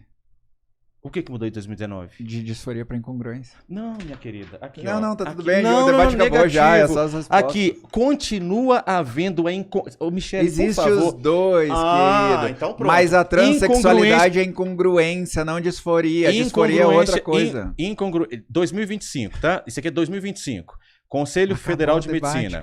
Incongruência de gênero, discordância acentuada e persistente entre o gênero vivenciado de um indivíduo e o sexo atribuído sem necessariamente implicar o sofrimento. Disforia de gênero, grave desconforto ou sofrimento que algumas pessoas experienciam devido à sua incongruência de gênero. O diagnóstico de disforia de gênero... O diagnóstico de disforia de gênero deverá seguir os critérios do Manual Diagnóstico e Estatístico dos Transtornos Mentais, DSM-5-TR, ou o que vier a atualizá-lo. Isso é de 2025 e tem incongruência e tem disforia. E aí, pessoas com incongruência podem não ter disforia. Só isso. Ué, mas quem falou que pode? Tem 3 minutos pra Michelle? Não, a pergunta foi pra Michelle. Foi pra Michelle. Não, foi o Dalga Larrondo e a Michelle tem 3 minutos. 3 E minutos. aí depois a gente vai pra conclusões finais, considerações. E eu peço, Pedro, por compromisso acadêmico de encontrar a versão mais recente do livro do psiquiatra. Mas o que eu tô querendo é isso. 2018, né? Então pode abrir aí. E é de 2019 a mudança, bem. Não, o livro... Qual que é o mais recente, Pedro? 2018. E a mudança é 2019. Mas é porque estão dizendo que eu estou dizendo o que o autor não disse. Não, a pessoa disse que o que ele fala sobre o bem-estar de pessoas trans tu não citou, e tu não citou mesmo, e tá tudo bem, não é esse o ponto, tá? O que eu tô dizendo, não está no livro o que eu disse. Não, bem, tu escutou a frase que eu falei? Fala de novo, por favor. Tá, beleza. A frase que eu falei foi que este psiquiatra que tu citou fala do bem-estar de pessoas trans. Sim. Que foi o que a pessoa citou no superchat. Certo. Que é algo que tu não citou. É isso que eu estou falando. Tu não citou que esse autor fala do bem-estar. Ele não trata simplesmente como é uma doença e ponto. Ele fala do bem-estar e do que a sociedade deveria fazer para o bem-estar. E obviamente que se a publicação mais atual dele é de 2018 e a mudança no CID vem em 2019, o livro dele não vai refletir a mudança do CID que foi em 2019. Mas isso não faz. Isso não faz a minha referência uma referência falsa. Mas faz ela desatualizada, porque mas eu mudou. trouxe a de 2025. Querido, olha só. é o que eu quero te dizer. Você leu e você parece que, ao ler, não concluiu a mesma coisa que eu consigo concluir do que está escrito ali, que é o quê? Tá, então conclui. Existem pessoas que possuem incongruência de gênero, Sim, e não sofrem mas com isso. não sofrem com a disforia de Sim, gênero. sim. E existem pessoas que não têm incongruência de gênero e têm disforia de gênero. E o que eu disse é que a Entende? disforia de gênero é um transtorno mental. O que eu estou querendo dizer é que o quadro de pessoas trans hoje, quando é diagnosticado, não é o de disforia de gênero, é o de incongruência de gênero, que pode ou não ser acompanhado pela disforia de gênero, que é um outro quadro separado. Então, a tua referência, ela não é errada, ela é antiga. 2025, ela não, Michele. A de 2025 tá certa, mas tu acha que disforia e incongruência são a mesma coisa? Não, eu assim não que tu acho que expressa. Ponto 2, incongruência. Tá. Ponto 3, disforia. Michele, Certo, não vai certo. dizer que eu disse que eu não Então, disse. pessoas trans sofrem de incongruência, não de disforia. Disforia é um quadro posterior, é isso que eu tô querendo dizer. Então, a minha questão, bem, é que a referência que tu usou, ela não é errada. Ela é desatualizada em relação ao que está publicado no DSM-5 e no CID-11.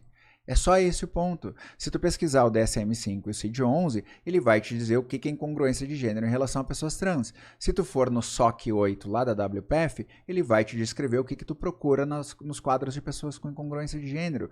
Tá lá, é uma coisa simples. O nosso ponto de discordância é que tu ainda usa o termo que era usado antes de 2019 e eu não uso mais o termo utilizado antes de 2019. Simples, a tua literatura está desatualizada, não é errada, mas o quadro hoje, que esse era o F64 antigamente, inclusive, o quadro hoje não é mais esse. O quadro hoje é incongruência, não disforia. Só isso. Considerações finais, Robertinho? Bem, você vai ter 5 minutos de considerações finais e depois 5 minutos finais mesmo para Michele. Nesses 5 minutos, bem, eu vou restringir bem 5 minutos, a gente vai encerrar, porque como não vai ter como prorrogar, Sim. eu não vou deixar você estender, porque depois não vai ter tempo para contrapor. Então, 5 minutos Tanto para consideração um quanto final. para Exato. Michele Tá também, né? Eu trouxe as referências bibliográficas e eu também trouxe o compêndio de psiquiatria e li aqui. E ele é conforme o DSM-5. Eu trouxe a bibliografia de Paulo Dalga Larrondo para dizer que existem cientistas que tratam, sim, da identidade de gênero com argumentos científicos. Eu também trouxe o Conselho Federal de Medicina, a resolução de 2025. Eu não trouxe referências desatualizadas.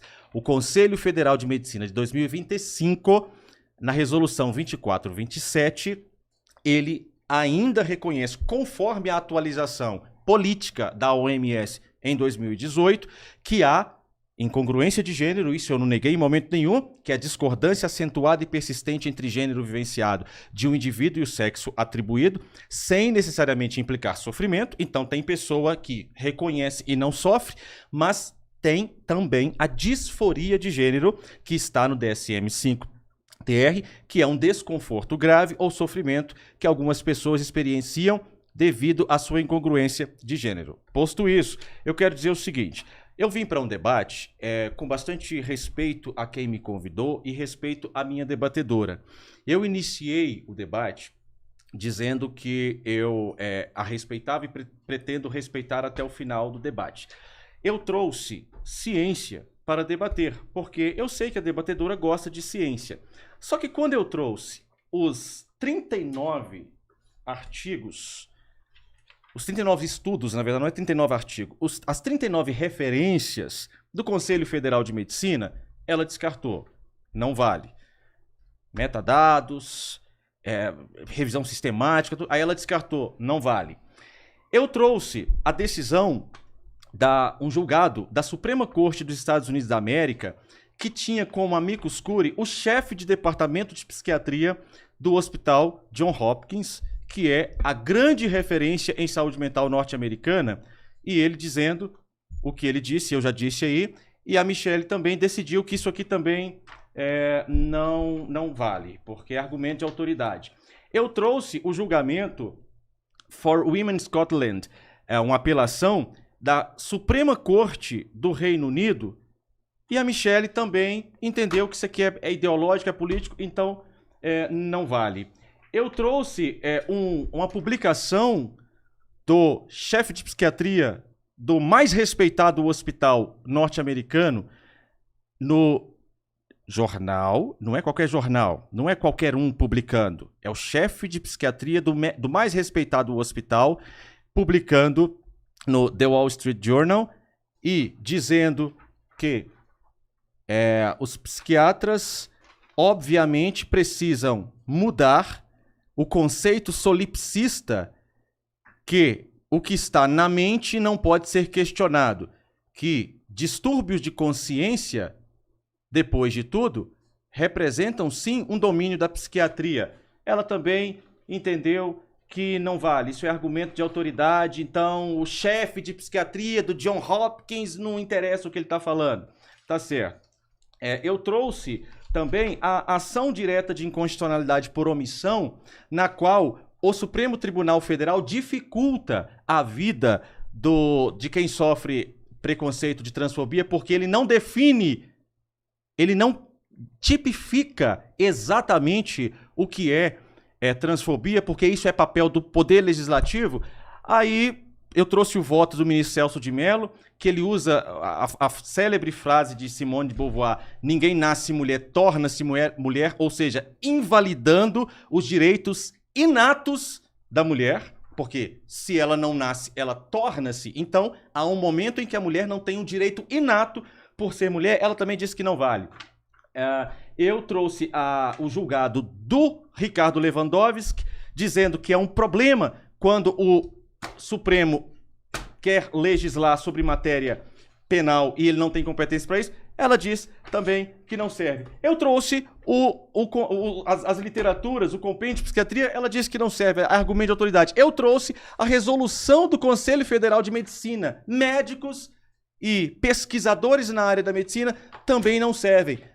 Mas depois, quem está fazendo política ideológica sou eu. Eu trago ciência, ela descarta o que é contra os argumentos dela, então não tem validade científica. O que a favorece, então ela dá validade científica. Deu tempo. Obrigado, viu, Ben Mendes, ter participado aí do debate. Imagina. Michele, 5 minutos, considerações finais. Muito nervoso, cara. Tô não, Michele, é meu jeito de falar. Agora, jeito, bem, Michele. essa agora, deixar ela bem limpinha. Eu vou endereçar rapidamente nos meus 5 minutos o seguinte. Vai. Não foram trazidas as 39 referências, foram feitas menções das 39 referências, sem citar exatamente algumas delas, como, por exemplo, dando quais foram os grupos de estudo, dando quais foram as metodologias aplicadas. Foram feitas referências às 39, a existência dessas 39 referências. Quando o Ben cita durante o debate a grande referência na psiquiatria, com a publicação no Wall Street Journal. Isso é, por definição, um argumento de autoridade sem validade nenhuma para o debate. Quando o Ben fala do Women's for Scotland, eu tenho certeza que o Ben não sabe que o Women's for Scotland é uma organização antitransfeminista radical. Aquela mesma que tu te alinha quando tu defende a Isabela Cepa, que faz parte da Mátrica, é uma organização feminista radical que entende que tu é estuprador, que eu sou estupradora, que eles são estupradores, né? Mas tudo bem, elas são uma organização feminista radical desde que continue atacando trans, né? Enquanto não me atacar, tá tudo tranquilo. Quando tu falou da referência que tu citou ali nas tuas considerações finais, tu não citou ela em nenhum momento durante o debate, tá? Tu foi uma hora, tu pegou ela, tu foi falar sobre ela, mas como foi muito prolixo ali na hora de fazer a pergunta, acabou estourando o tempo, fez uma pergunta qualquer que não era relacionada àquilo. Tu cita, né, o voto do ministro Celso de Mello, que faz a citação de Simone de Beauvoir, e eu deixei bem claro, inclusive no debate, que eu não subscrevo a literatura de Simone de Beauvoir. Então eu não sei como fazer uma referência ao Celso de Mello e a votação dele tem algo a ver comigo, porque eu não sou o Celso de Mello, né? Então eu não posso justificar porque eu teria votado baseado em Simone de Beauvoir, né? Então fica meio estranho. E tu também não usou o Compendium. Tu trouxe o Compendium, mas tu não... Sim, mas tu não utilizou o Compendium, tu abriu... Isso é mentira, eu utilizei. Tá. Pra falar, por exemplo, da mudança, né, do DSM ali, tu não acabou utilizando isso daí. Depois a gente vê aqui offline se tá ali no Compendium a alteração. Bom, e eu até botei 2 coraçõezinhos aqui nisso, porque eu achei... Pra casa. Não precisa. Então tá Eu bom. não preciso, porque eu tenho digital DSM. Obrigada. Então, assim, o que eu vim pro debate? Eu vim, primeiro, numa intenção muito, muito ruim mesmo, de ir na jugular do bem, e as perguntas que eu fiz seriam muito piores do que todas que eu fiz, porque eu iria expor toda a hipocrisia que tu demonstrou nos últimos 2 anos, em que tu deixou de ser aquele cara bacana da ronda do consumidor, que simplesmente lutava pelo povo, para ser um cara que demonstra abertamente intolerância e desequilíbrio várias vezes, né? Não tô te chamando de transfóbico nem nada, mas o teu comportamento costuma ser de uma pessoa desequilibrada. Eu evitei usar essas perguntas, porque para qualquer coisinha mínima que eu falei aqui, tu já te demonstrou um pouco mais sensível do que eu esperava. Então eu não ia fazer o que eu fiz aqui. O Robertinho, eu acabei falando uma das perguntas, ele viu que era bizarro o bagulho que eu ia fazer contigo, então eu preferi não fazer, até porque eu acho que tu ia te desequilibrar um pouquinho mais. Então eu acho assim, bem, tu usa a ciência da forma que te convém. Eu mudo as minhas opiniões de acordo com a ciência. Eu já fui contra mulheres trans participarem no esporte. E eu precisei estudar 6 anos sobre mulheres trans no esporte para mudar a minha opinião sobre mulheres trans no esporte. E ainda assim, nessa semana, eu critiquei a participação de uma atleta que mentiu que era trans. E tá o vídeo publicado lá, deu criticando. Porque as minhas posições, elas vão de acordo com o que a ciência vai indicando. O que a ciência tem indicado nos últimos anos, bem? Que o tratamento para incongruência de gênero é a transição, e que o sucesso desse processo de transição se dá com o apoio familiar e da sociedade. Esse é o tratamento. Então todas essas coisas de tentar justificar como doença mental, de tentar justificar como um transtorno, de não reconhecer a identidade da pessoa, isso se chama terrorismo estocástico. Tu tenta botar essa pessoa numa condição de subespécie dentro da nossa espécie, invalidando quem ela é, não reconhecendo quem ela é, e inclusive desrespeitando quem ela é. E uma demonstração bem clara foi quando tu quis definir qual era o meu gênero de acordo com a tua percepção. Enquanto eu não tentei definir nada sobre ti anteriormente. Nada. Até aquele momento, eu não tinha tentado definir absolutamente nada sobre ti. Então, eu acho que pra gente manter um debate sempre cordial, que era o que tu estava exigindo, tu tem que considerar que as tuas ações podem levar o teu opositor a mudar a forma que está debatendo contigo. E foi exatamente o que aconteceu. Ainda assim, eu acho que foi um debate rico, ainda assim, eu acho que foi um debate bom, e ainda assim, eu acho que quem saiu ganhando foi o público. Boa. Galera, comentem aí o que vocês acharam do episódio, dá o like, e se você quiser se inscreve no canal do Ben, vai estar aí, se o Ben quiser vai estar em collab também, o da Michelle também, se inscreve no canal dela, se ela quiser vai estar em collab aí, e até domingo aqui no Três Irmãos. Domingo? Domingo? Que legal, mano. Domingo com os 3 irmãos. Valeu, galera. Valeu, gente. Flui. Obrigado. Falou, gente.